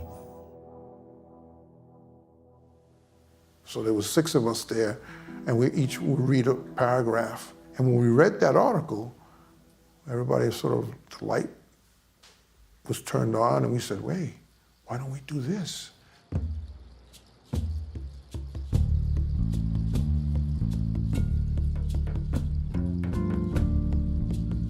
When I walked into the program, I was 17 and a half years old, or 18. And I walked into the program and I saw this old man with needles in him. And I said, these people are really crazy in here. They sticking needles in folk and that kind of thing. I need to get up out of here. But I stayed because I wanted to get off of the drugs. So that was the first time I saw acupuncture. I stayed in the treatment program, and as I stayed in the treatment program, I began to politicize myself. I began to educate myself and study, about movement stuff and politics and philosophies, etc. Shortly thereafter that, I began to study acupuncture under Dr. Mutulu Shakur. When the patients or victims would come up, we would say, well, listen, we're not going to give you no methadone today, but what we're going to do is massage your feet, we massage your back, and we massage your ears. And what we would use, we're going to use our finger. And so, before we even got needles. Gary.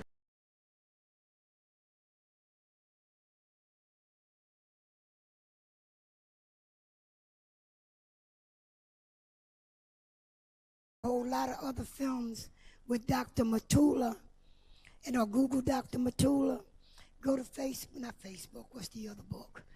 YouTube, and you can get the information. There is so many documented pieces on them. So what we're going to do, we're going to bring up the panel now. And brother, who's going to put the chairs up? Okay, I need 4 chairs. 5 chairs, okay. All right, that's Brother Bigga. So, like I said, the rest of the documentation is there. Again, Brother Kakai is giving away for a donation acupuncture treatment. He's good at what he do. And he also have other herbs. Me, myself, he came to town. I'm just talking while he bringing the chairs up. He came to town. I wasn't feeling real good. I was at the Locks conference. And myself, Sister Cheryl, and another sister met with him. And he was at, you know what? We didn't play Brother Sabukwe. Where is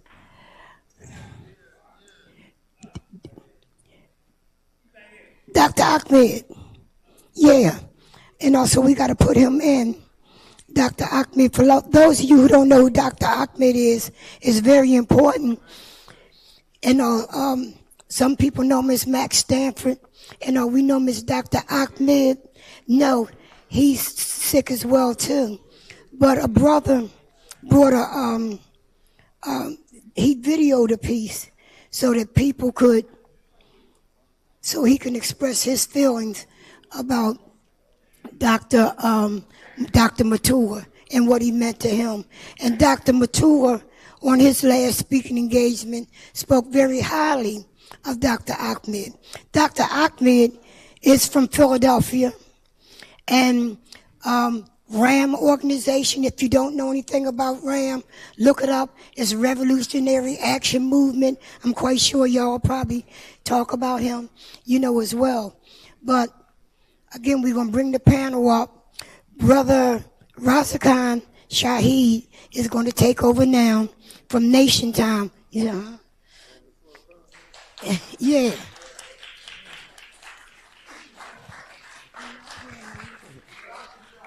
Hey, family. Uzi Bilahi Ben Shaitan Rajim. I generally say that before I say anything. It just means I seek refuge in Allah from Satan the curse. But in my heart and mind, I say, I seek refuge in the Creator from the madness that we are forced to live in. And this is a mad world. You know what I mean? They try to make sane people think they mad. And it really throws things off. I'm with Nation Time Judicial Research. And what we do is legal research for incarcerated individuals across the nation.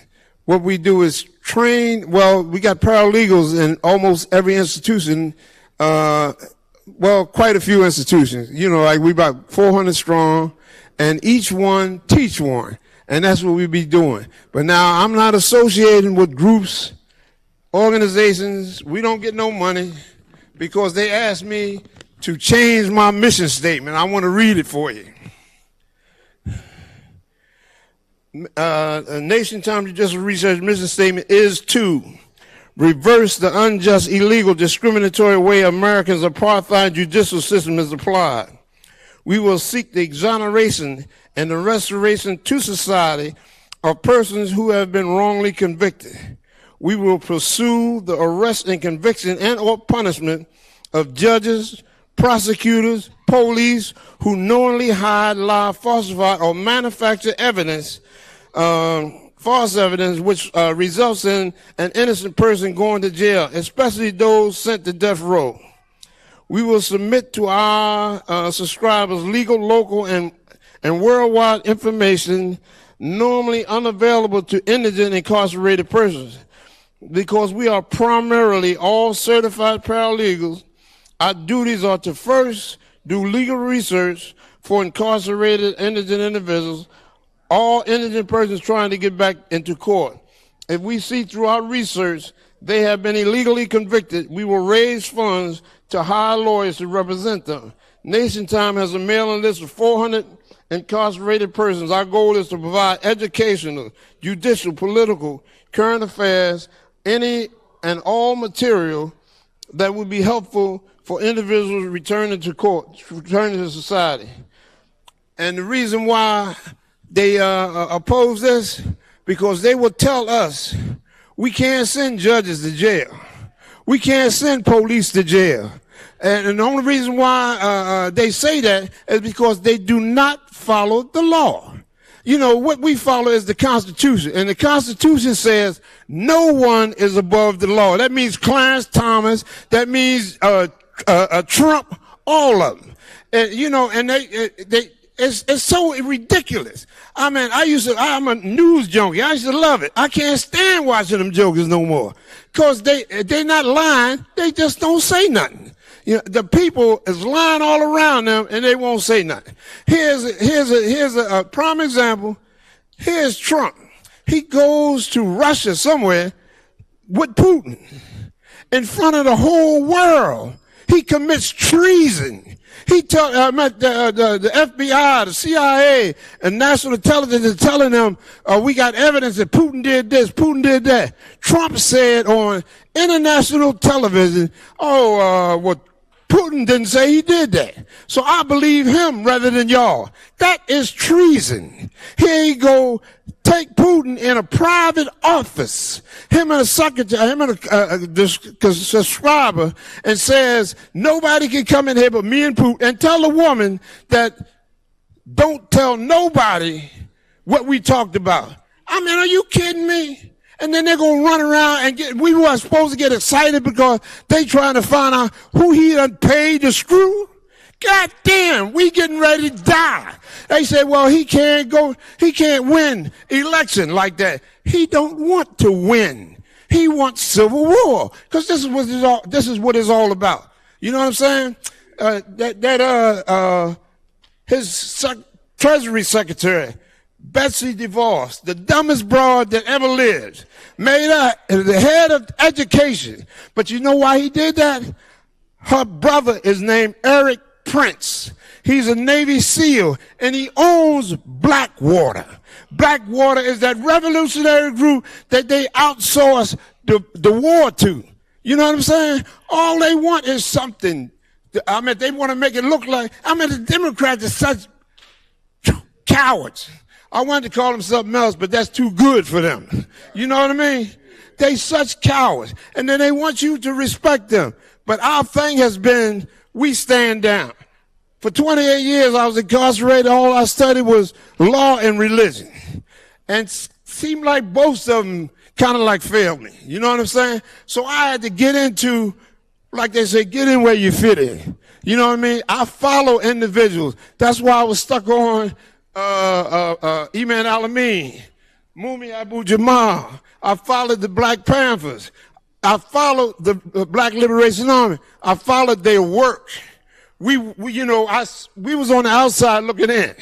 And this brother here, Imam Lukman Abdullah, he had 35 young groups across the nation that they would, I should have kept my cane with me. It fell off my face. Yeah, he had 35 youth groups that they were out of Detroit. He had a warehouse, and they would collect clothes, food, building materials, all that kind of stuff. They would teach these young kids. I mean, all of them were street dudes, hustlers, and all that kind of stuff. They would teach them how to. I was born in the Congo. I walked. What does that mean? Shut up. Oh, yeah. He was showing them how to rebuild their whole communities. You know what I'm saying? The government assassinated them, but do you know who they used to assassinate him? A Muslim imam from Saudi Arabia. You know what I'm saying? I'm a Muslim. And I would ask any Muslims anywhere, where in Islam is anything called a royal family? You won't find it. They hypocrites. You know what I mean? But to say that, well, they told me I'm going to get killed. I'm going to get killed any goddamn way. That's what I want. The prophets say, if you believe what you say, pray for death. All I want to do is die on the front line. Don't let me weaken. Don't let me surrender no time. And that's it.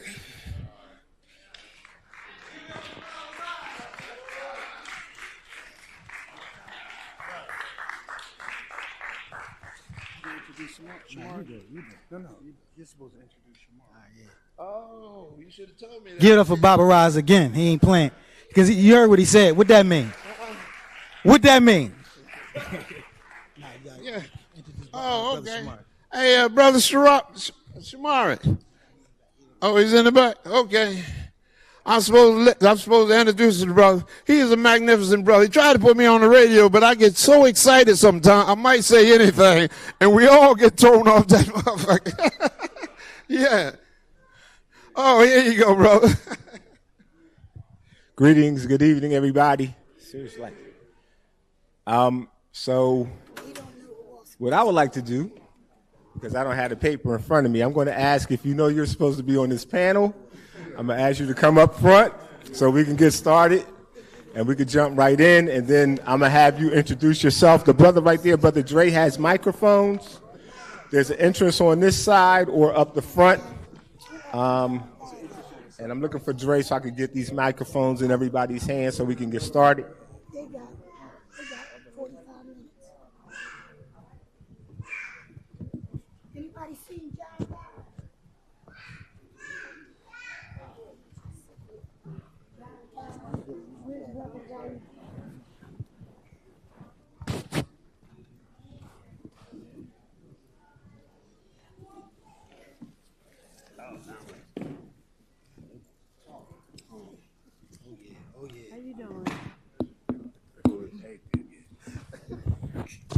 Thank you, brother. Do we need another seat? Oh, I got you, Bob. I can stand up. I'm good.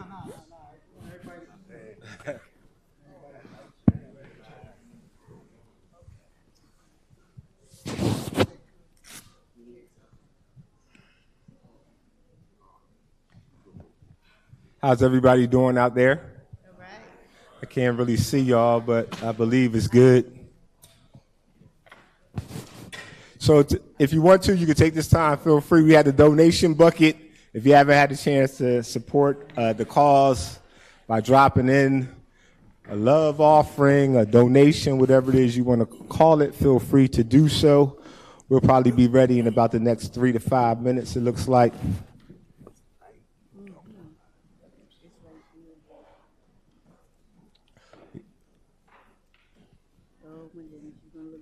Testing. Yeah. Yes, sir. If that's cool. Your light is just All right, we got everybody? Oh, that's even worse. How many of y'all had a chance to hear the interview with the brother Kakai earlier today? Anybody listen to that? All right, cool. Yeah, I'm trying to see if he's here. I can't. I really can't. I wanted to meet the brother before I jumped up here, but I can't really see.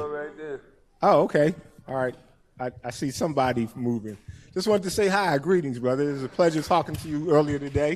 Much thanks. Glad to see you made it down. Oh, without a doubt. Without a doubt. I need it. So I'm looking for the sign. Are we started? Should I go? Oh, okay. All right, let's go. All right, Coach. So greetings. I'm Eric Keith Grimes, Brother Shamari. I have the privilege and the honor of moderating a panel. I'm going to try to get out of the way as much as possible. I'm going to ask each of you to take a minute to introduce yourself and let people know who you are and why you're here with us today. So because that's a big question, I'll give you 90 seconds. I'll start at the end with Brother Johdhi and work our way down. My name is John Harrel, and I'm here today because I had the honor and the pleasure of being with Dr. Mutulu Shakur for 12 years in 3 different federal institutions. I first met him in USP Lewisburg, and then I got transferred to USP Atlanta for leading the work strike, and several months later, he came down there, and we were there for many, many years, and we formed, we called a circle of consciousness where any brother in the prison who wanted to change his life, who wanted to educate himself, and most importantly, prepare himself to go back out into our community and to build community and to atone for the things that we had done in our past. I left Doc in 2007. He was transferred to ADX, and I went home in 2009. And all of the work that I've been blessed to do here in the city of Philadelphia and across the country, I lay at the feet of Doc. Right. He was a mentor, a friend, a comrade, one of the most incredible human beings you will ever meet, and I hope to convey a little bit of that to you this evening. Thank you. Thank you for being here. Mic check. Can everybody hear me?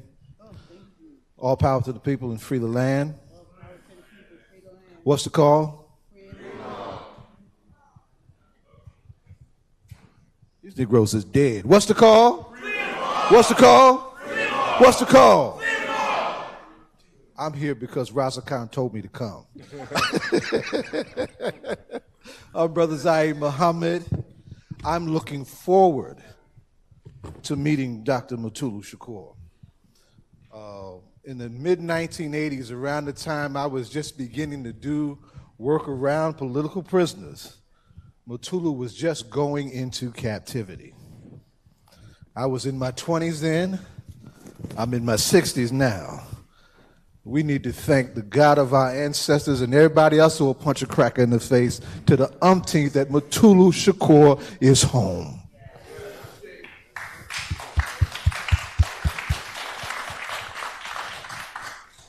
I'm the lead organizer and founding press officer for the Malcolm X Commemoration Committee in New York City, and I'm an old street cat from up south in Newark, New Jersey. Greetings. Greetings and good afternoon, or is it evening? I don't know. It's after 5, right? It's evening. So I'm honored to be here. I was also invited to be here by Sister Pam and Brother Razakhan.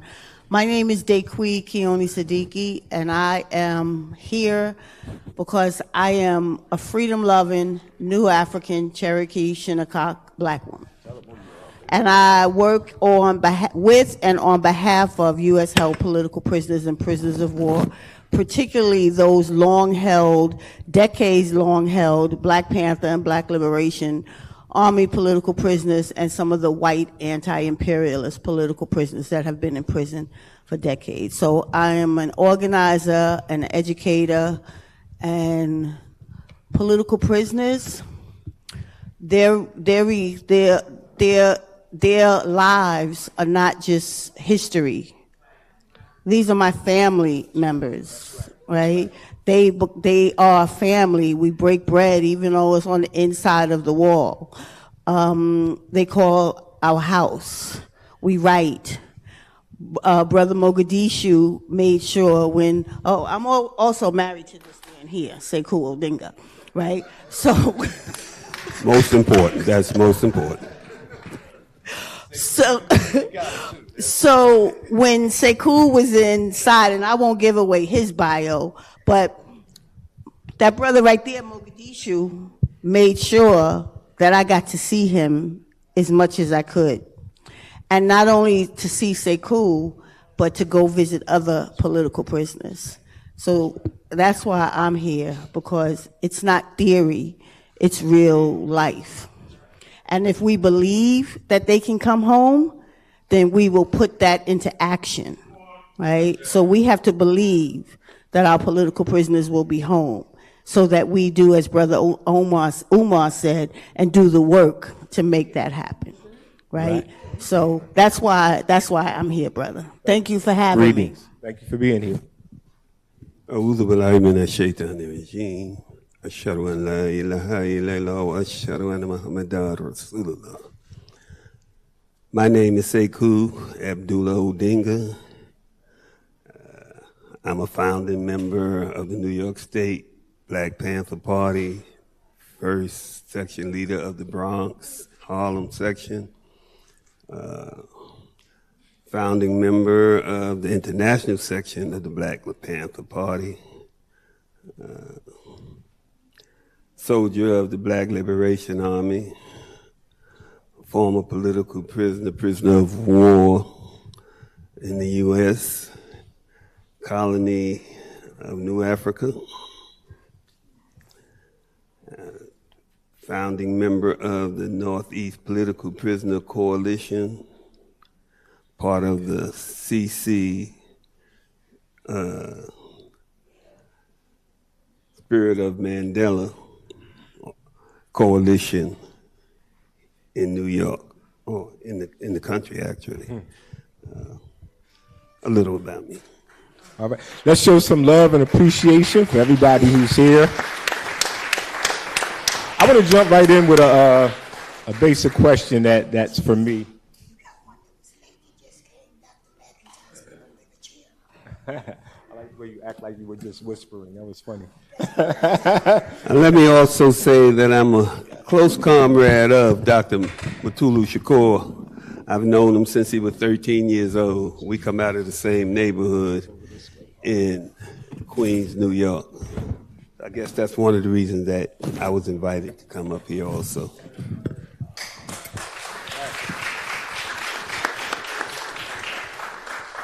And I was just notified that we have one more person joining us, so if they're here, they can come up, they can grab my seat.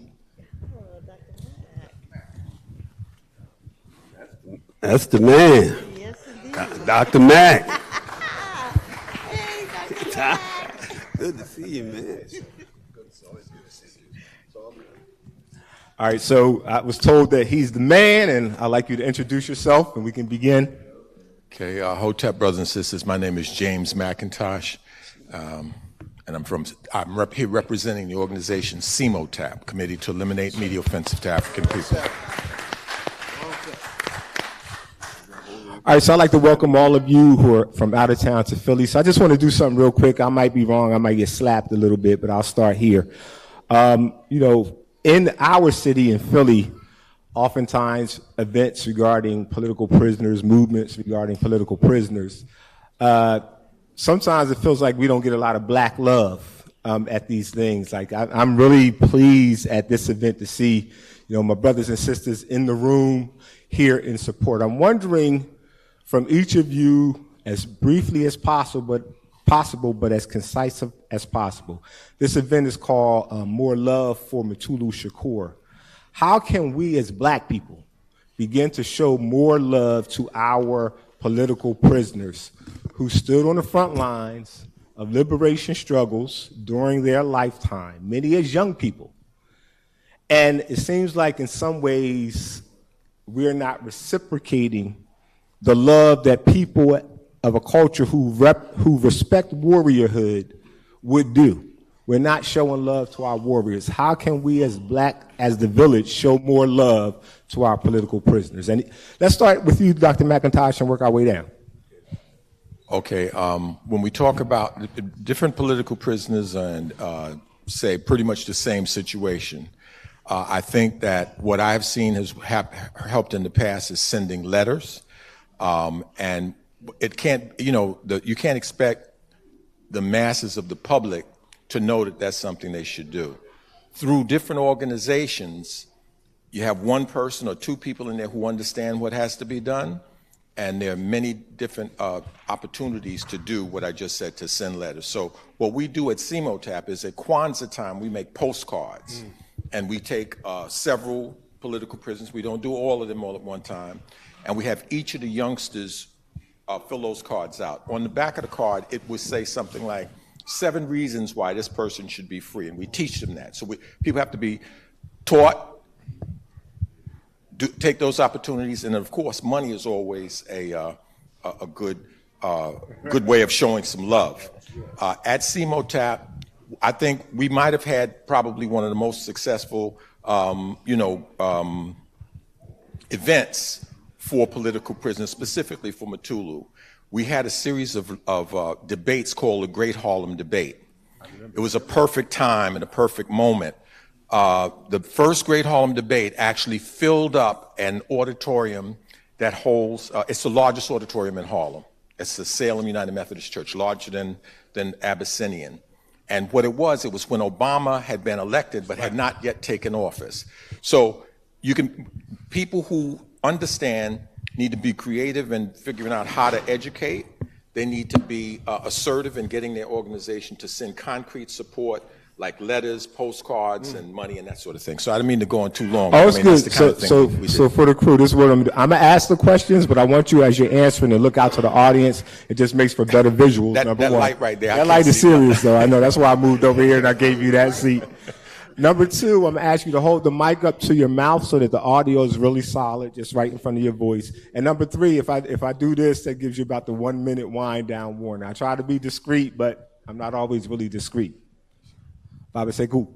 Okay, I would just pretty much echo what Dr. Mack just said. I think when we talk about how we can get people more involved, it starts with education. It starts with knowing. If you don't know, you don't know. So you're not gonna do anything. But once we start educating people like this is a good example of how to educate. Have programs, invite people, invite the community. Hopefully there'll be people come that have not been before, and they'll take the message home with them or to their church, to their organization, their club, whatever it is, we need to educate, encourage people to continue that education by teaching those that they're around. And remember their families. One of the ways that we definitely can help our political prisoners is to help their families. Don't forget their families, their wives, their children, their parents. They have to try to get to see them. Usually they're far away from where they're from, So I know people used to organize fundraisers to help bring my children to see me when I was in prison. I did 33 years in different gulags in the Seer country. And my wife and my children, they didn't always have money to get to see me. So people would help raise money. So help the family. Remember that they are an extension of our political prisoners. And help organize legal funds, I'm sorry. I said enough. I was being discreet, though. Finish your thought, though. But money. And I won't say how you do it, but there's so many ways money can help. And in particular, I want to say this before I'm cut off. Mutulu just come home. He came home with nothing. You have to remember that when we come home, they don't give us no pension or nothing. They don't give us no weekly allowance or monthly allowance. We come home with nothing. He has nothing. He has a lot of medical bills, I'm talking about thousands of dollars worth of medical bills. And that's one way this is what this is supposed to be also, is a fundraiser for Mutulu. Dig in your pockets. That's right. You know? And write checks. You know, checks are still good in America for a couple more days. Thank you, babe. Well, Dr. Mack and Sekou said a lot of what is like pretty obvious, because none of us, we don't know what we don't know. And there was a time that I did not know that there were political prisoners in this country. So if you don't know, and that's on purpose, part of it is countering the narrative about the Black freedom struggle, right? Not only that it didn't start with the so-called civil rights movement, right? But that how the Black liberation movement has been marginalized and demonized out of the Black freedom struggle, right? And so when we have to educate people about that, COINTELPRO did a masterful job at scaring people into not wanting to be considered, quote, radical or revolutionary, right? Radical just means at the root. Right? But they've made people afraid of that. So I've been working on behalf of political prisoners for I would say 30 years. And it's only in the last 10 years that more people have added political prisoners to their platforms.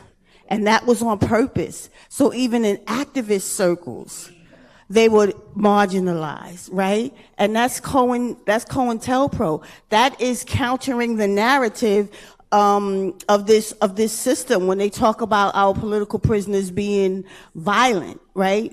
Like it's been said, what's more violent than poverty or homelessness or miseducation?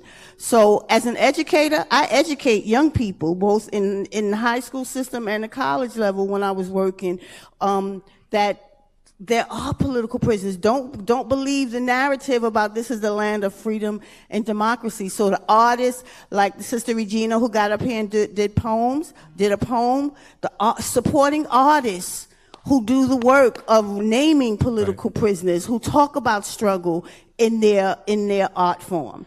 Right? And I would also say press them. I mean, if a hip-hop boy can rap about Italian mafia gangsters as if they were glorified, I'd be damned if they can't rap about our brothers and sisters who were putting it down on behalf of our struggle. And we should demand that of them. Right. You naming yourself after Italian and Jewish gangsters, and yet you scared to say the name because that's mainstreamed. Our Black freedom struggle, the radical elements of the Black freedom struggle have been marginalized and demonized. Yes. So we need people to call them up and speak their name. And for other people like the artists, poets, musicians, rappers, all of that, and some of us, I love clothes, and everybody who knows me knows I love clothes. My fashion speaks to political prisoners. I have T-shirts that I turn into dresses and earrings that have political prisoners painted on them. There's so many different ways, right? Wearable art. This is, wearable Black freedom struggle. All right, appreciate it. Just to build on what some of everybody said, the point that first I want to say this. This is a fairly young audience, right? So to the organizers of this, right on, give yourselves a round of applause. We got some seeds that we got to cultivate to grow this, right? Political education, I mean, there's a hunger in our community for political education, particularly amongst our young.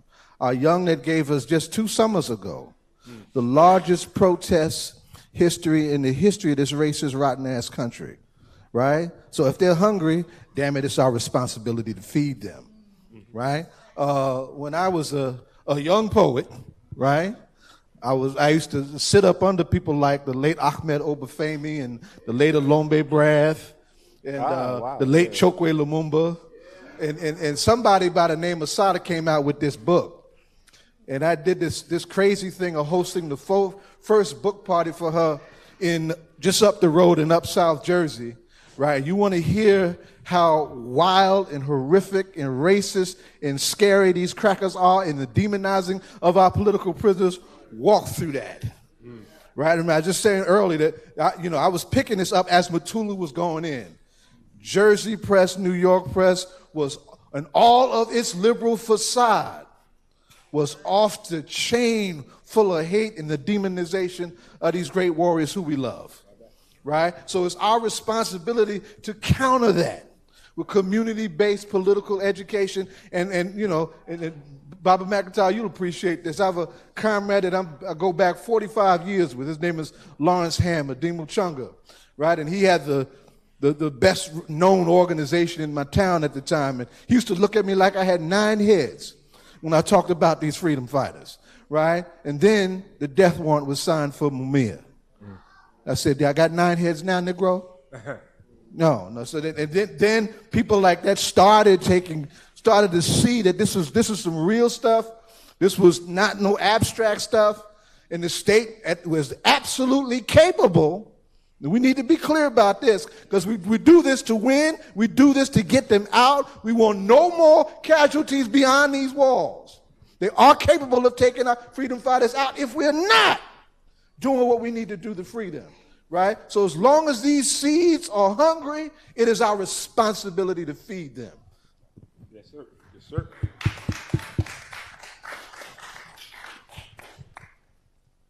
I definitely agree with all that has been said before. But I also think that one thing we can really do is be inspired by our political prisoners. Emulate their lives. Work on behalf of them. These are brothers and sisters who have literally given their life to the struggle. And many of our young folks don't even know them. In my own life, I run the TCRC Community Healing Center. And we do 3 things very well, and they're all based on Doc's work and teachings. First of all, Doc was very focused on, he thought he was never coming home. But those of us who he knew was coming home, he said it was our responsibility to go back out into the community and to build a community. So we started our work helping folks who were released to build solid lives, to reconnect with their children, to value freedom above all else, so that there would never be a time when the police and the system could take our freedom based upon our actions. Also, Doc was the consummate peacemaker. So we do conflict resolution. In USP Atlanta, there was no sanctioned violence. We were the only penitentiary in the country where there were no murders, no violence, unless it was sanctioned by the OGs of each community. He made peace. He made peace between the Bloods and the Crips, the Gangster Disciples, and every major group in the prison, even the skinheads and the white boys. That's how much respect he had.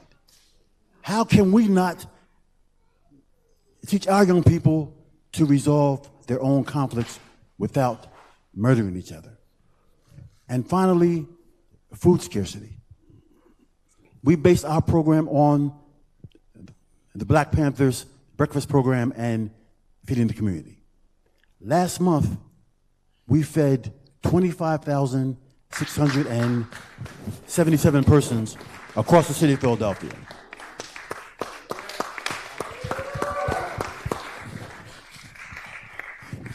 Mondays, we serve in West Philadelphia at the First African Baptist Church, 67th and Lansdowne. Wednesday, we're in Nicetown at the Nazarene Baptist Church. And on Fridays, today, which is why I was a little late, we feed at the Temple University Community Gardens. And we not only feed formerly incarcerated people, we feed everyone. We feed Temple University's Cherry Pantry. We feed across the city.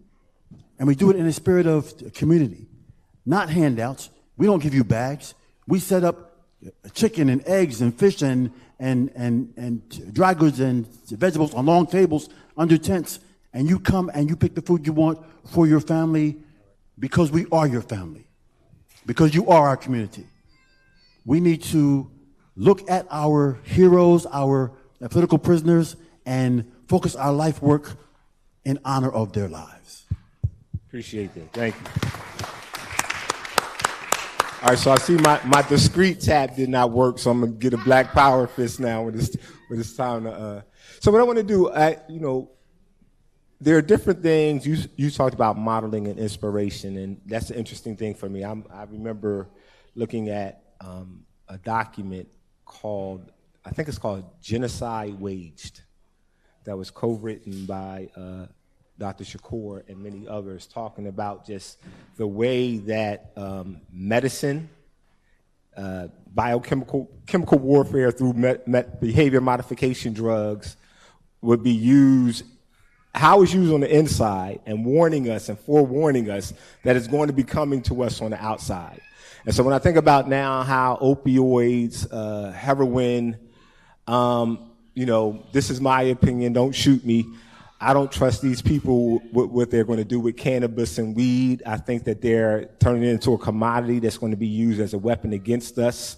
I just think we have some, I think that document for me, written a long time ago, 20 plus years ago, is very foretelling about the world we're about to enter if we don't understand how we need to take care of ourselves from a holistic perspective. So I just wanted to share that because that's like a nugget that I pulled that in my journey, I'm like, wow, I came across that outside of the different other ways we might know of our political prisoners. I'm wondering for each of you, what's a nugget that you model in the spirit that Brother John Dye just shared? What's a nugget that you pull from the life and the legacy of Mutulu Shakur, who's still with us, but what is it that you're embodying now in your walk forward that's coming from or rooted in that essence, his essence? I'm going to start here this time. No problem. I ain't ready. Uh-oh. Okay, if you're ready, then I'm going to start with you. Whoever's ready. Share that nugget. Okay. And keep it nugget size. Absolutely.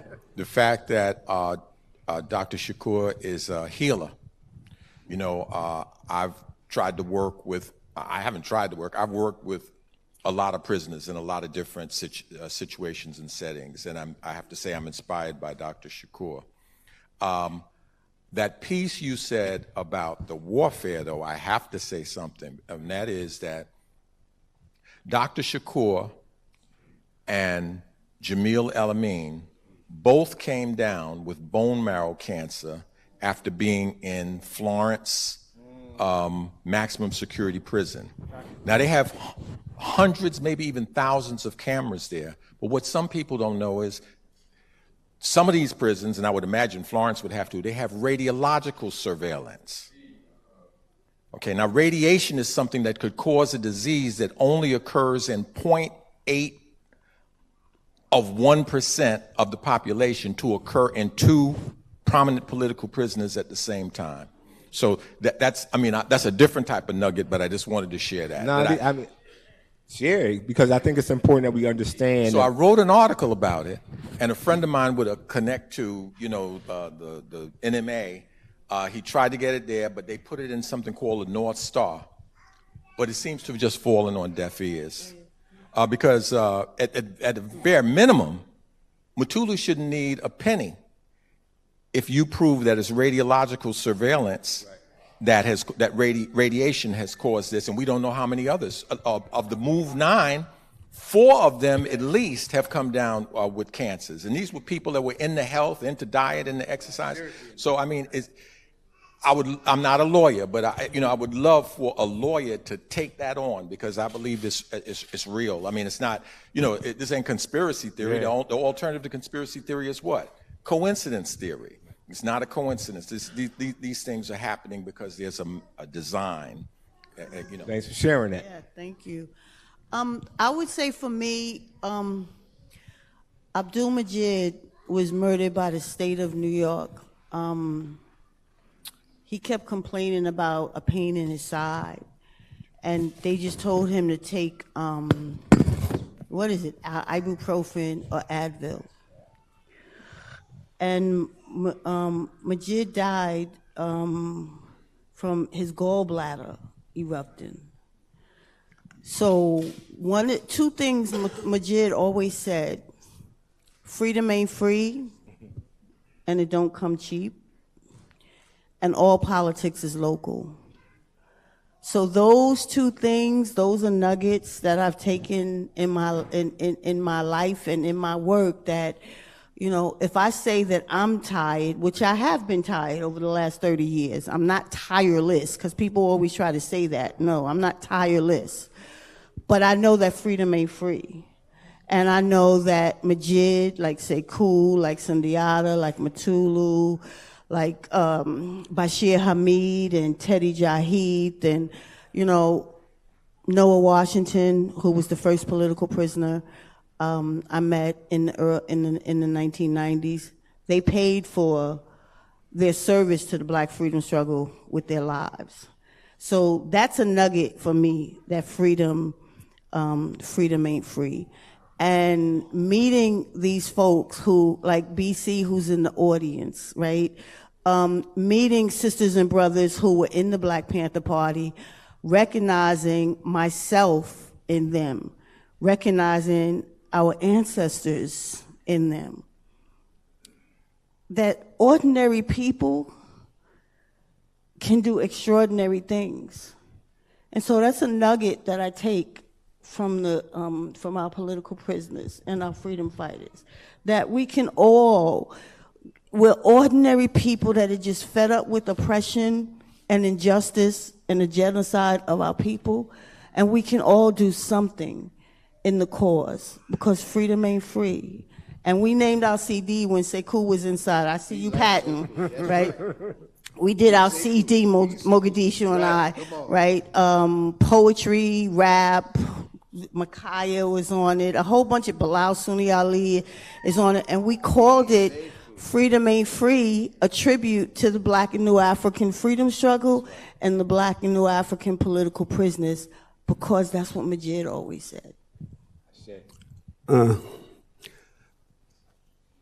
Just thinking about Mutulu, when I think about something he said, I usually think more about what he did. But one of his sayings was, Paul said, do it all, or try it all. I forget how he used to say it, but he was basically saying, do everything you can. And he was one of those brothers that did a whole lot. He was not only a healer, he was a soldier, he was an organizer, he was a political commissar. He was a hell of a speaker, you know. He's the one that brought me into the RNA. He was organizing in Queens back in '68 when I became a conscious citizen of the RNA. So for me, when I try to think of a nugget from Mutulu, I think of his activity.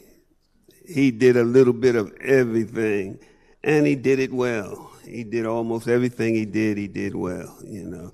He had an unlimited amount of energy. If you ever knew him back in the day before he went to prison, he run in the morning, he run 5 miles, and then again he turned around in the evening and run another 7, 8 miles. I mean, he just had, and work all day long. I mean, he's constantly doing, you know. So for me, when I think of him, and a nugget from him, those are the nuggets I get from him.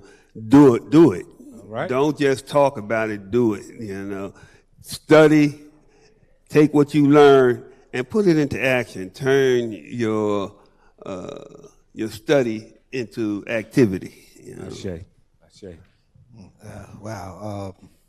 Y'all saw me cringe as she started going down the list of some of those names that she started with Majid. Those are some of the names of folks that we lost inside, right? In fact, we were getting ready to start turning it up for a fresh campaign to get Majid out when we lost him, you know? So tell no lies, claim no easy victories. There's not, at every turning point in his life, Mutulu's life was a demonstration of courage and commitment. You know, when we in these cracker schools and they talk about our history and the pioneers of America, right? Dr. Mutulu Shakur is a pioneer in medicine. Let's be real clear about it. He's a pioneering acupuncturist, a pioneering healer, right?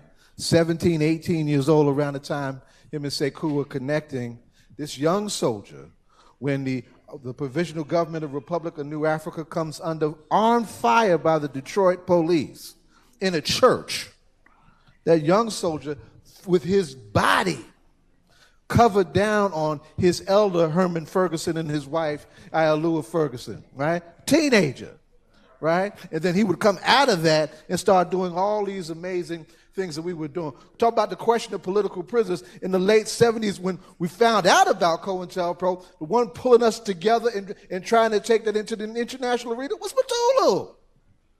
Mutulu, right?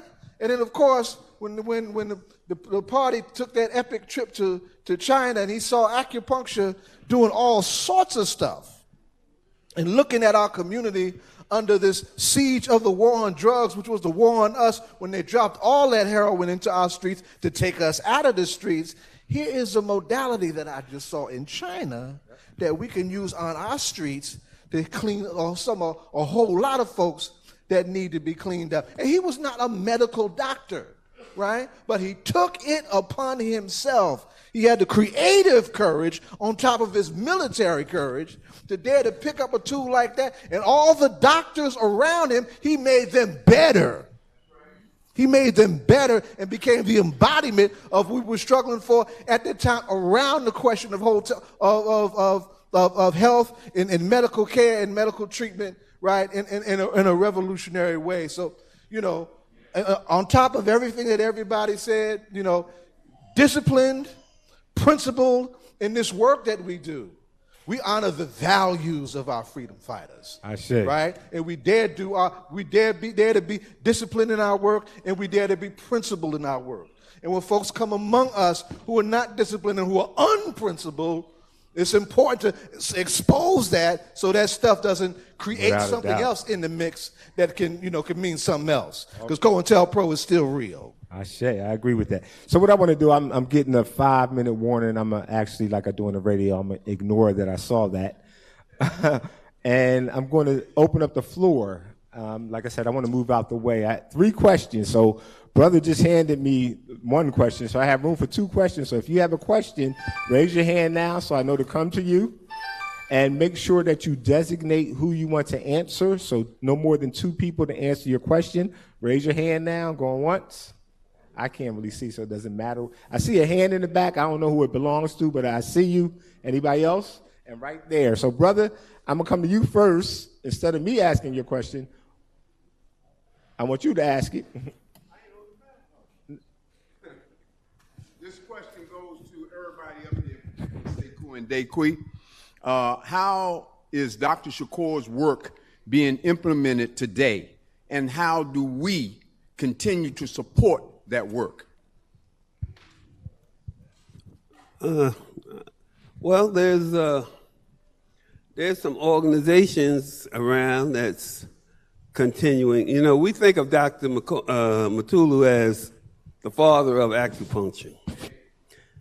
And there's acupuncturists, black acupuncturists of color all over this country. In particular, the brother that just spoke there, Dr. Kokai, has an organization, the ADA, in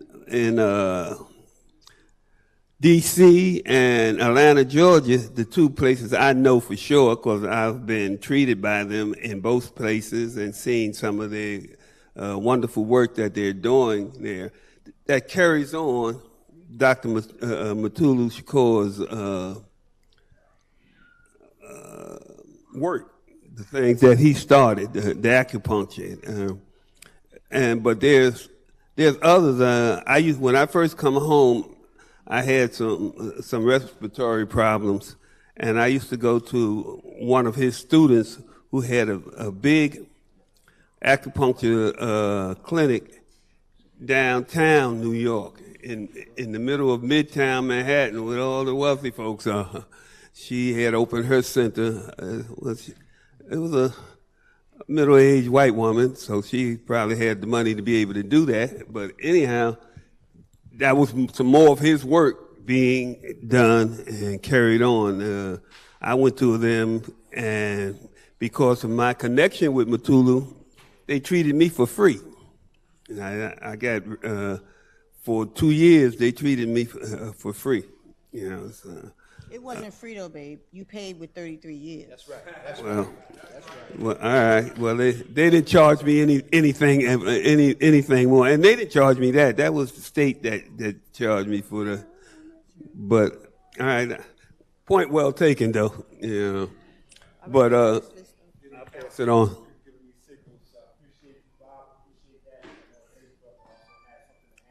Yes. I think that the work of Dr. Mutulu Shakur is continuing in the fact that, understand, in the circle of consciousness, we train brothers to go back out in the community and do the same work we were doing inside. So when the prison authorities felt we had too much power and they scattered us across the system, all they were doing was planting the seeds of Doc's teachings across the system.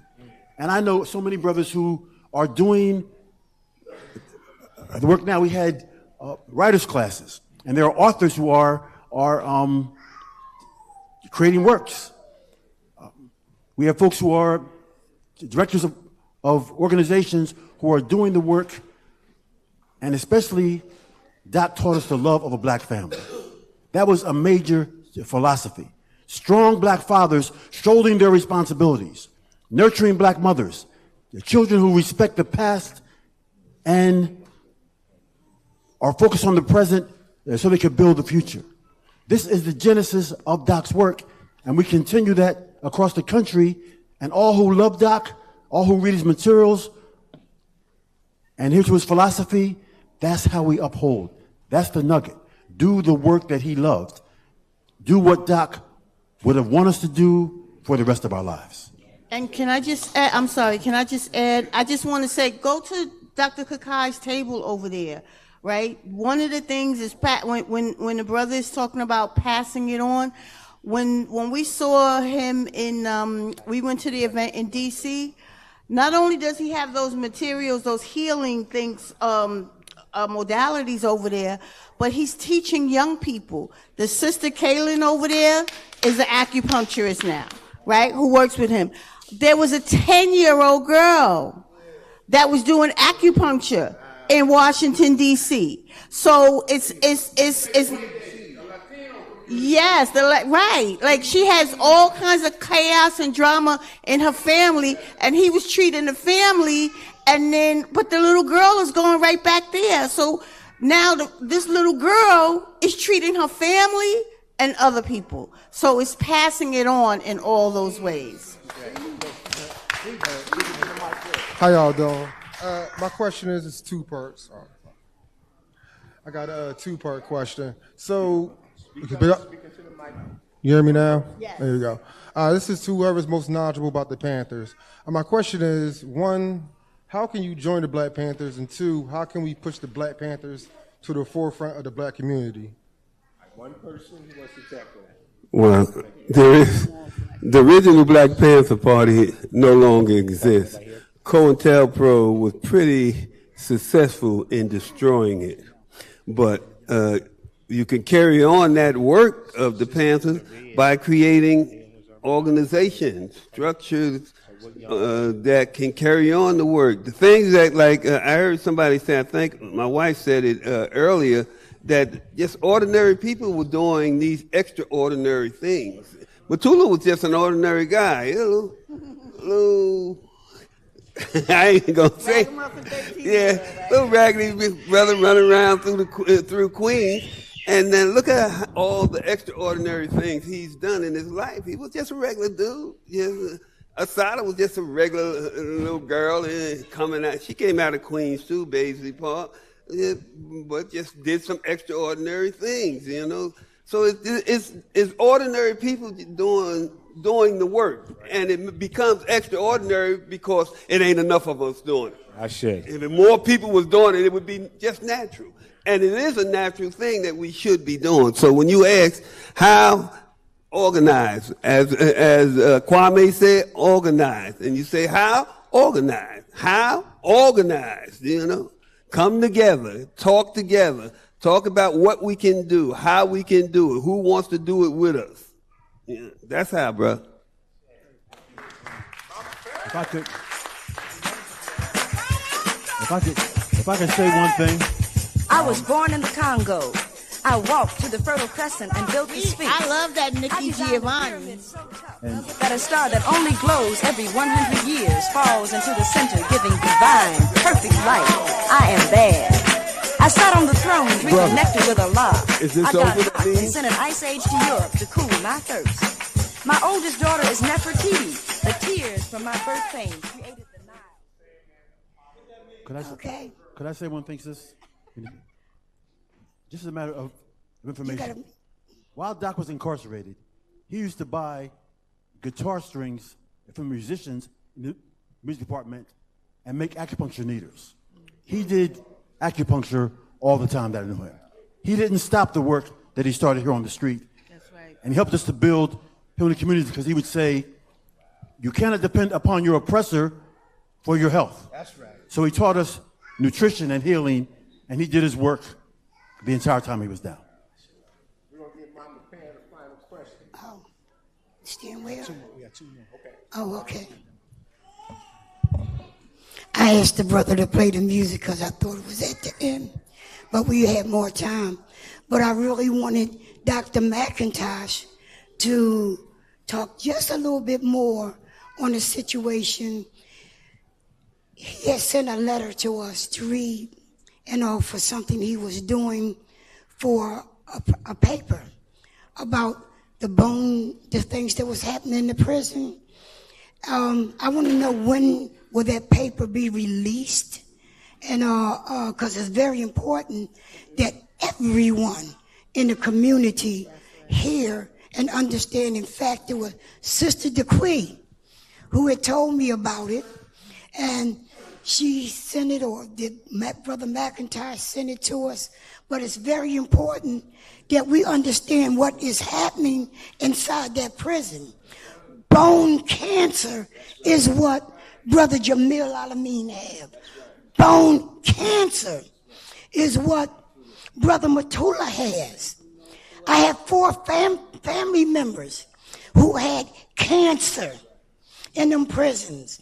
And I don't think we pay enough or put enough fight into the issue of what's happening there. Because I want to say this too.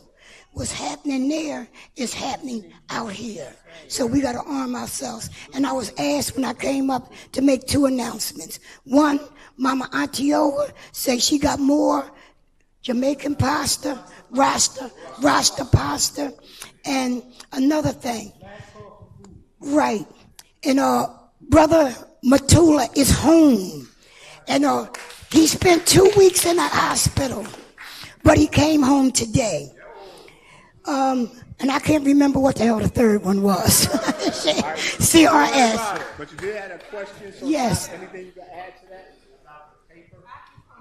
Yeah. Okay. So it was a paper about psychological stresses. It arose out of I was asked to do the topic, I think by Sister Dequi, right, and Brother Shep, and okay, all right, and then afterward, Jericho asked me to do a paper on it. It's supposed to come out in New Observations journal, and you can get it out at a number of different libraries. When the PDF form of it comes out, I'll distribute it on my email list, and I'll send a copy to you, Sister Pam, and you can send it wherever you want. Let me just say this here about incarceration, especially where Mutulu and Imam Jamil Alameen was in Florence. They have you so isolated, they can do anything they want to you, really. And they bring your food to you.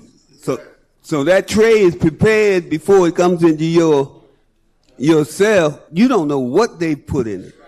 You have no idea. They just they shove it through the door. You eat it if you want it. You throw it away if you don't, But if you're hungry, you're going to probably eat it. Eat some of it at least, I know when I was there, you almost forced to eat some of it sometime, So I just wanted to say that. So besides the, what you call it, the... Psychological? No, the electronics.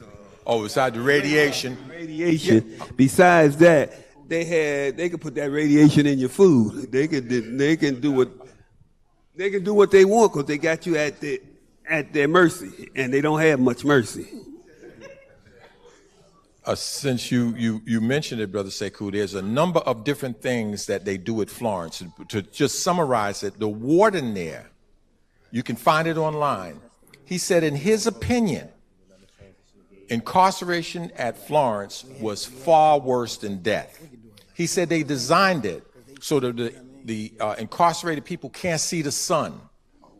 They showed them the view on the way in, and a part of the torture is really to let them know they're never going to see it again.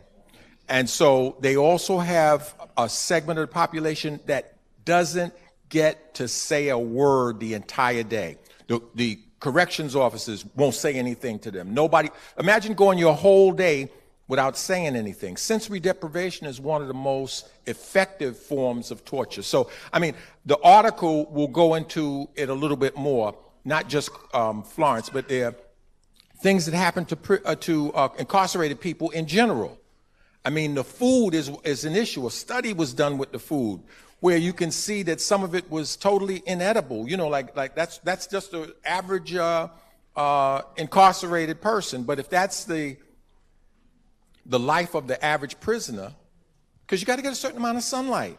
If you can't see the sun, if you only get 1 hour of yard time, and it's not really a yard, it's a cage, you see, not being in the sun is in itself something that is dangerous and can hurt your bones and can hurt you. But it's bone marrow cancer, which is a rarer cancer that both of them have, but they fool you. They called one of them, they said he had multiple myeloma, and the other one they said bone marrow, but it's the same thing. And on that note, Baba, we want to land right there because we have a testimony, and we also have some a very important update. Brother Gabe is going to come up and address the family, a very important update on Mumia, but that's actual facts and what you're speaking in regards to our leaders. It happened to Mutulu, of course, Baba Mumia, Dr. Melakazi York, but we definitely want to make sure that we get this testimony because this is about Baba Mutulu Shakur. All right, give thanks. Real quick, I want to stay in my lane, so I don't want to take over. I just want to tell you that I had a broken toe.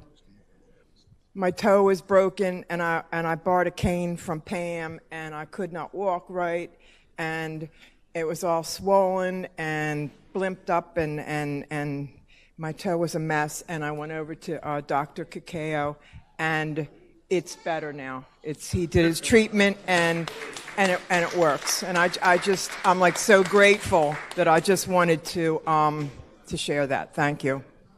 Appreciate you. That's why this event is very important. All right, so I want you all to give our panelists a hand for their time.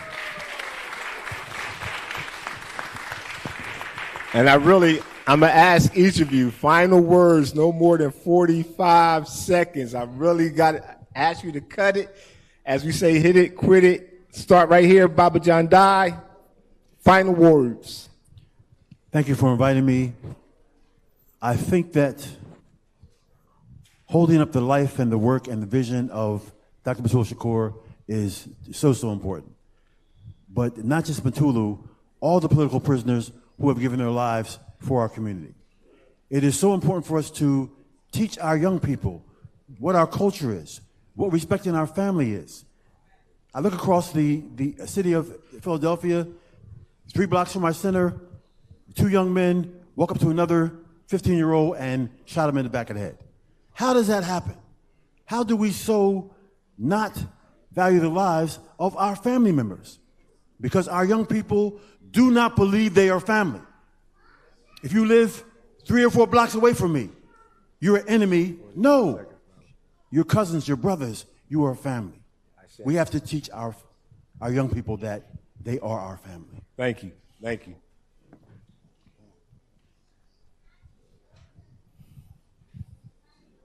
So now it's winter. So now it's winter in America. All of the healers have been killed or sent away. The people know it's pointed with purpose of generations of my ancestors' eyes. I am here. Sword sharp, slashing through your mountains of lies, leaping from the shoulders of the baddest of Panthers. I am the one refusing to be your well-paid buck dancer, leaping from the shoulders of the baddest of Panthers. I am the X, as in Malcolm in The Answer. Long live Dr. Mutulu Shakur. When we gonna raise this money? I got $100 in my pocket. Let's get this in. All right. Long live Dr. Mutulu Shakur. Long live. Free Mumia. Free Verizon. Free Imam Jamil. Free them all. Free them all.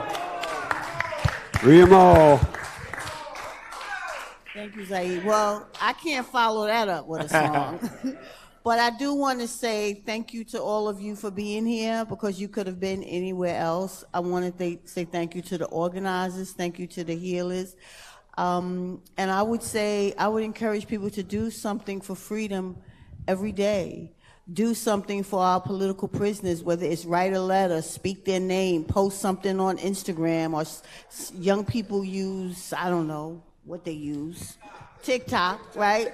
Right? Yeah, like say something about a political prisoner. Go to the JerichoMovement.com if you don't know their names, but speak their names into existence every day. But do something for freedom and on behalf of our political prisoners each and every day, and say they will be home. Well, let me just say, and I'll just say this real loud real quick. Our annual dinner, we did this together for years, is back this year. All right. COVID and any other that, man. It's back this year. Look for it in Black August. All right, looking forward. All right.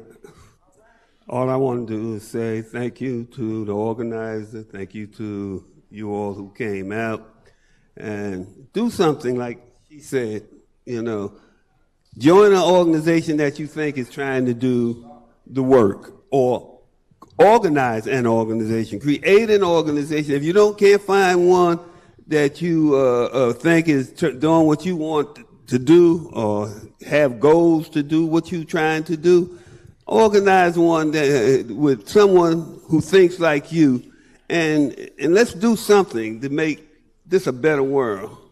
I say. Doc. All right, I'd like to express gratitude. I also would like to just leave people with one health tip. Does anybody out there suffer from backache? Please raise your hand. Anybody have headaches? Please raise your hand. Anybody have abdominal problems and gastric problems? Please raise your hands. I want to tell you the single cause for all of it: evil spirits. You're carrying them around with you in your wallet. Those dead presidents, they're making you sick. Leave out of here healthy tonight. Get rid of George Washington. I'll stop there. But these people were wicked. No, keep calling names of them presidents. You gotta go higher. I could call some of the names. Yeah, call the presidents out. Ain't no question about all of them. I mean, know how they told you George Washington had wooden teeth? Yeah. Lies. Lies. Honestly, there's a book called Enslaved People's Teeth. Yeah, George Washington. But he's only on the $1 bill, so you got to go to some higher presidents. Well, okay. Well, I mean, if you want to go to the $100 bill, that's Benjamin Franklin on there, right? Here we One go. of the worst hypocrites in the world. He was the head of the Philadelphia Abolition Society, but sold Africans right out of his shop. Get rid of my presidents. So, now you can go look it up. Look it up. All of your $100 bills. In fact, put them right in here. We can Semotap sent me here today. Hold up, sent me let him finish. Here today with $500, but under explicit instructions from Betty Dobson. She said, do not give that unless you get 5 people who will match one of those $100 bills. All right, you got it. There's 2. How many more? 3, 4. There they-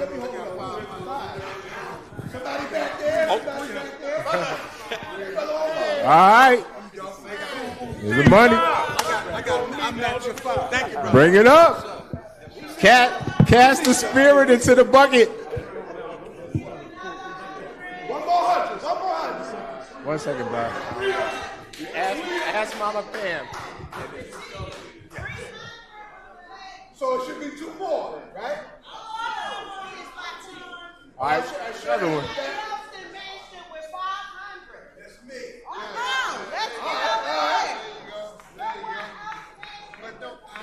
And I'd like to thank Doc for those final inspiring words. And again, let's give a hand to our panel. Let's give a hand to our panel. Brother Gabe. Those who don't have that 100 can give them. You give them 20, give them 50. Hey, listen, I said she gave me $500 bills, but she actually, it turned out, gave me 25 $20 bills. Now, the man on that $20 bill is the wickedest European, and I'm not trying to be redundant, the wickedest man that ever lived. Some people say, well, he didn't kill as many as Hitler. He would have killed more if he had more. All right? He marched all the indigenous people to the west of the Rockies, the elderly, the infirm, the sick, told the Africans that if they would fight in the War of 1812, he would give them their freedom. You know what he did when they finished? Put them right back into slavery. Here's the 25 20s right here. Anybody else got some 20s? What should I just put it in a jar? All right. You want to count them, sis? So we'd like to thank you all for your support. That was one of the reasons we're here. This is a fundraiser, and we did raise funds. So let's give yourselves a hand for stepping up as a community and stepping up as a village. Did she tell me yet?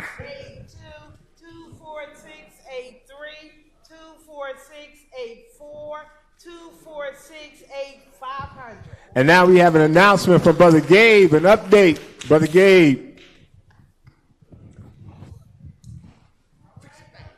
All right. First of all, give it up for our panel today, y'all. These are our warriors. These are our generals. These are our lieutenants. These are our captains of the movement, y'all.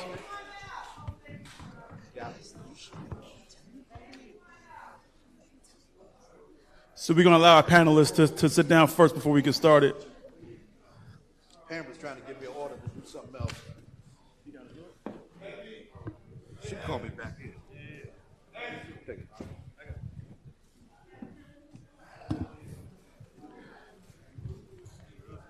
Yeah. Peace, family. Free the land. What's the call? What's the call? What's the call? We don't say free some, we say free them all. We don't say free a few, we say free them all. We don't say free one, we say free them all. Is that right? And so in the spirit of our ancestors, in the spirit of those who came before us and those organizers even today, we want to make sure that we can galvanize towards freedom and recognize the importance as we honor Dr. Mutulu Shakur. It would be 50 years this past Tuesday, May 2nd, when we know that our dear beloved brother, Zayed Shakur, passed on. Rest in power, Zayed Shakur. Rest in power. Rest in power. We must never forget the legacy of Zayed Shakur and certainly Assad Shakur in this moment as we think about Mutulu Shakur. It was 25 years ago when I first had a conversation with Ramona, Africa, as a college student. I go.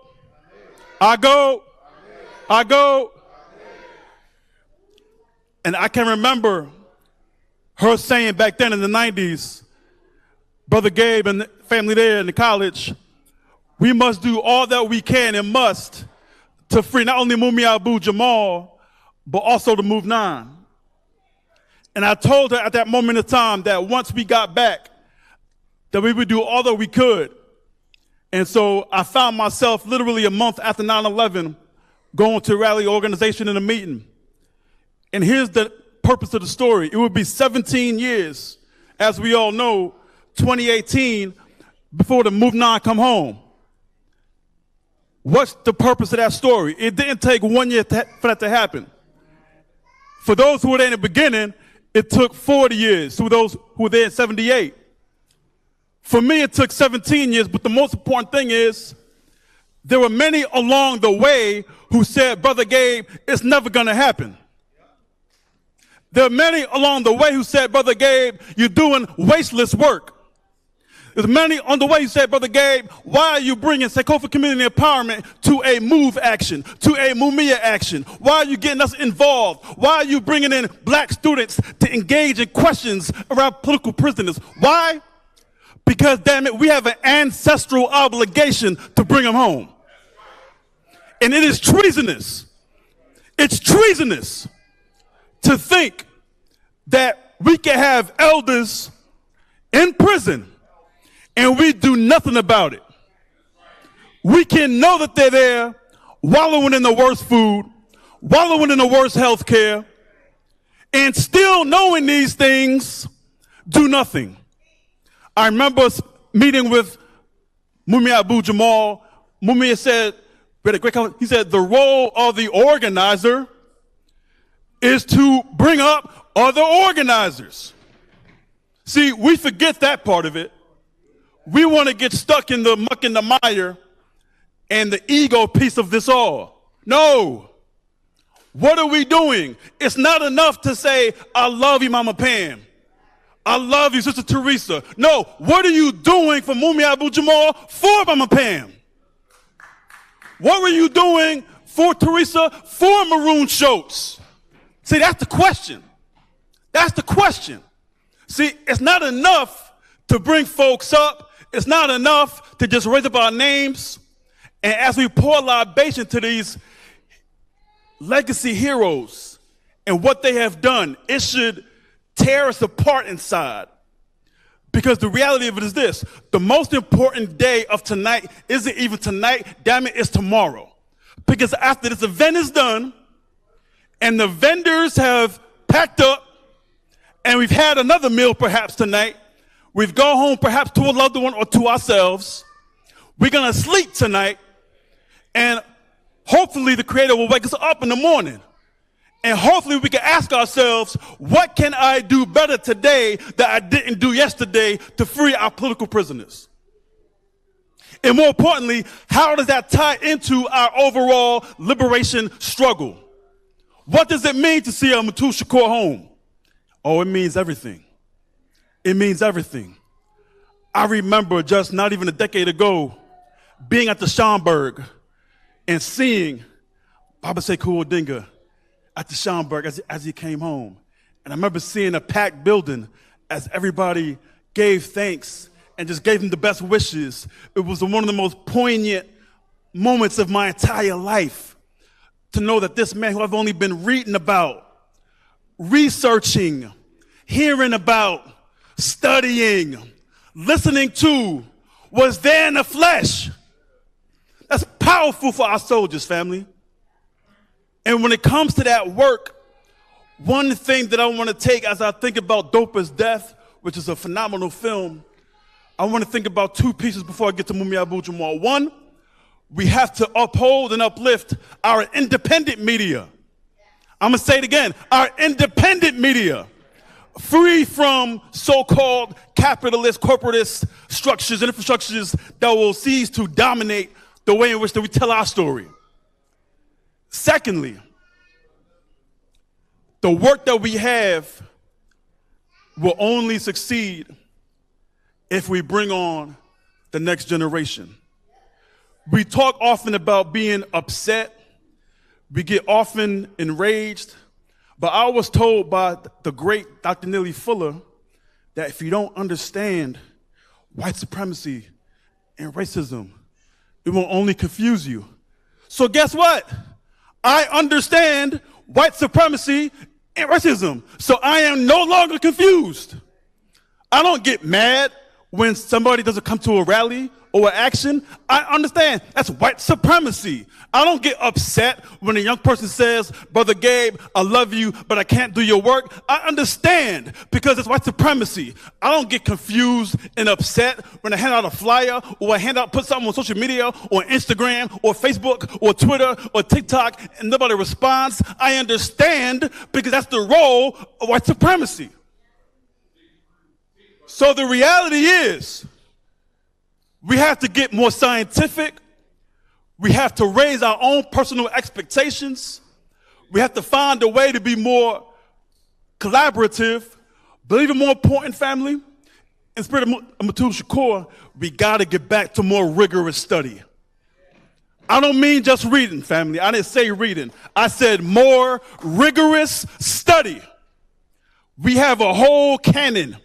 We are blessed in the city of Philadelphia to have many independent bookstores. Peace to Hakeem's Books, one of the oldest in the country. Peace to Uncle Bobby's. Peace to Harriet's Bookshop. Peace to all of them that are out here. What are we doing to bring a young person or a new person, because they ain't got to be young, to a space and over coffee say, you know what? We have this great canon of literature. Have you ever heard of a gentleman by the name of Jacob Carruthers? Have you ever heard of a brother by the name of J.A. Rogers? Have you ever heard of a brother by the name of, y'all know the names. Y'all know the names. Y'all know the names. And more importantly, we know that because of education, a lot of young people and older folks have a challenge with literacy and they can't read. So you know what we do? We take it page by page. Page by page, paragraph by paragraph. Utilize YouTube, utilize visuals, do whatever it takes. And in fact, in order to get to Mutulu Shakur, you might have to start with Tupac Shakur. In fact, Tupac died almost 30 years ago. So you might got to start with Kendrick Lamar to get to Tupac, to get to Mutulu. See, that's called how do you organize and facilitate a journey. We have to be innovative. We have to observe the landscape and have enough wherewithal within ourselves to say, you know what? I may not have it all. And if we're going to engage new generations, we can't engage them on the back end. We got to engage them on the front end. What am I saying? If you're thinking about starting a new group or youth program, are young people in the room on day one to develop the program? Not to be asked to come later on, because what you'll find is that they will tell you what they need, what they desire, and what they're looking for. Not be bored in later. And so as I close, Mumia Abu-Jamal, who's been down for 41 years, going on 42 years, December 9th, 81, he gets arrested. We know the story. July 82, he's convicted. He's dealt with the worst maladies, the worst health care. He's dealt with diabetic shock. He's had COVID-19, congestive heart failure. But one of the things that Mumia always tells us and tells me and tells Mama Pam and everybody else is this fight isn't just about me, but all the prisoners across the whole Commonwealth of Pennsylvania who are also dealing with hepatitis C, who are also dealing with poor food, who also don't have sunlight, who also get the worst food, who also during the diabetic shock are fed breads and cakes and cornbread, all carbohydrates, linked to high glucose levels. So real quick, May 12th, next week, Friday, there's going to be an announcement, a very important announcement with the MOVE organization at 6221 Osage Avenue. There's going to be a press conference at 10 a.m. 10 a.m. next week, Friday, May 12th at 6221 Osage Avenue. And if you know Mike Africa Jr., I would say just go to his social media because you may have already seen the announcement. Let's just say they have worked to reclaim Osage. But the press conference is the 12th. And so on the 13th, May 13th, which we know is this year will be just another honoring of the MOVE bombing of 85. There will be a honoring of those who we lost, those 11 men, women, and children at 5 p.m. on Cobbs Creek. Again, next Saturday, May 13th, that will be happening. So please be sure of that. If you want any more information about what's going on with Mumia's case, he just was, we had an opportunity to bring him home with a new trial, with a dismissal, but there was a dismissal by the judge, Lucretia Clemens. But like I always say, this fight, these setbacks are only a setup for a comeback. And so we know as organizers, what we've learned from our master teachers is we just got to keep fighting. We got to keep fighting. We got to keep fighting. So what's the call? What's the call? Free Mumia Abu-Jamal, y'all. Be well. And please, please, please continue to donate.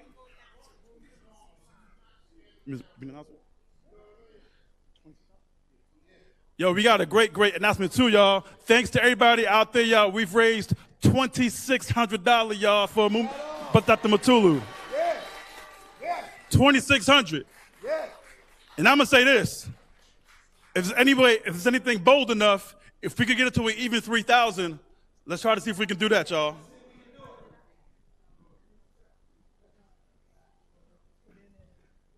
Okay, thank you, everyone. We appreciate, very grateful. Here you are. Muhammad. So, coming up next is a message from Dr. Ahmad Muhammad here in Philadelphia. Yeah, I'm definitely not modeling. Muhammad Ahmed is one of the long-distance runners of struggle from this town, right? A veteran who goes back to the days of the legendary Revolutionary Action Movement, and he couldn't be here, and he wanted just to convey this message. I apologize for not being able to attend because of health issues, including dialysis, which is keeping me alive, as well as family obligations. I have always supported the freedom of Dr. Mutulu Shakur. I supported his work to help the black community cure itself from some of the ills that capitalism has created to weaken our will and to liberate ourselves. What makes Dr. Mutulu Shakur such an important figure is that he was trained to become a doctor in acupuncture for the purpose of curing addiction and other ills. From 1973 until his incarceration, he was my acupuncture doctor and helped me recuperate from torture and ills that the system used against me and that my family has still not recovered from. We must call on all freedom-loving peoples to give Dr. Mutulu Shakur all the support that he needs. And I pledge, and that I is him, pledge all of my political support to his well-being. Healing prayers for Dr. Muhammad Ahmed, a revolutionary scholar who we all love, right? Well, Najee, I see you. This is good. In fact, on Sunday, we're having an event in Newark on Mutulu on this very thing. Right on. Peace, family.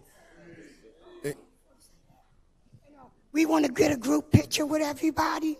So that's my phone. That's right. Don't let me forget it. With everybody for Dr. Mutulu. So if everybody could come up here, I want to put the speakers where everybody could see them. So I guess, where's Dequi, Sekou, brother?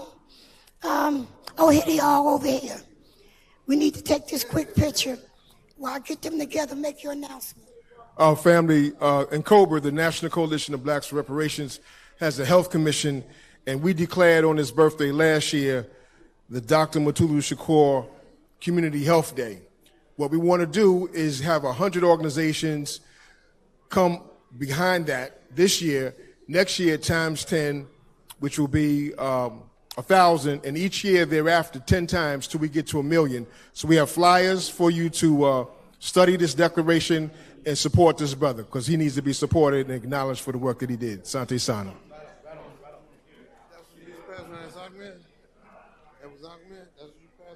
No, this is for Dr. Mutulu Shakur. Declaration. We're going to take this picture, cuz. Hey, where are we going to take the picture at? As the art director, I'm the movie director. Where are we going to take the picture at? All right. Okay. All right. Can we get everyone that was a speaker up on the stage? Back on the Yes, and everyone else that want to be in the picture, we're going to do a group picture. Everyone going to come to the front of the stage.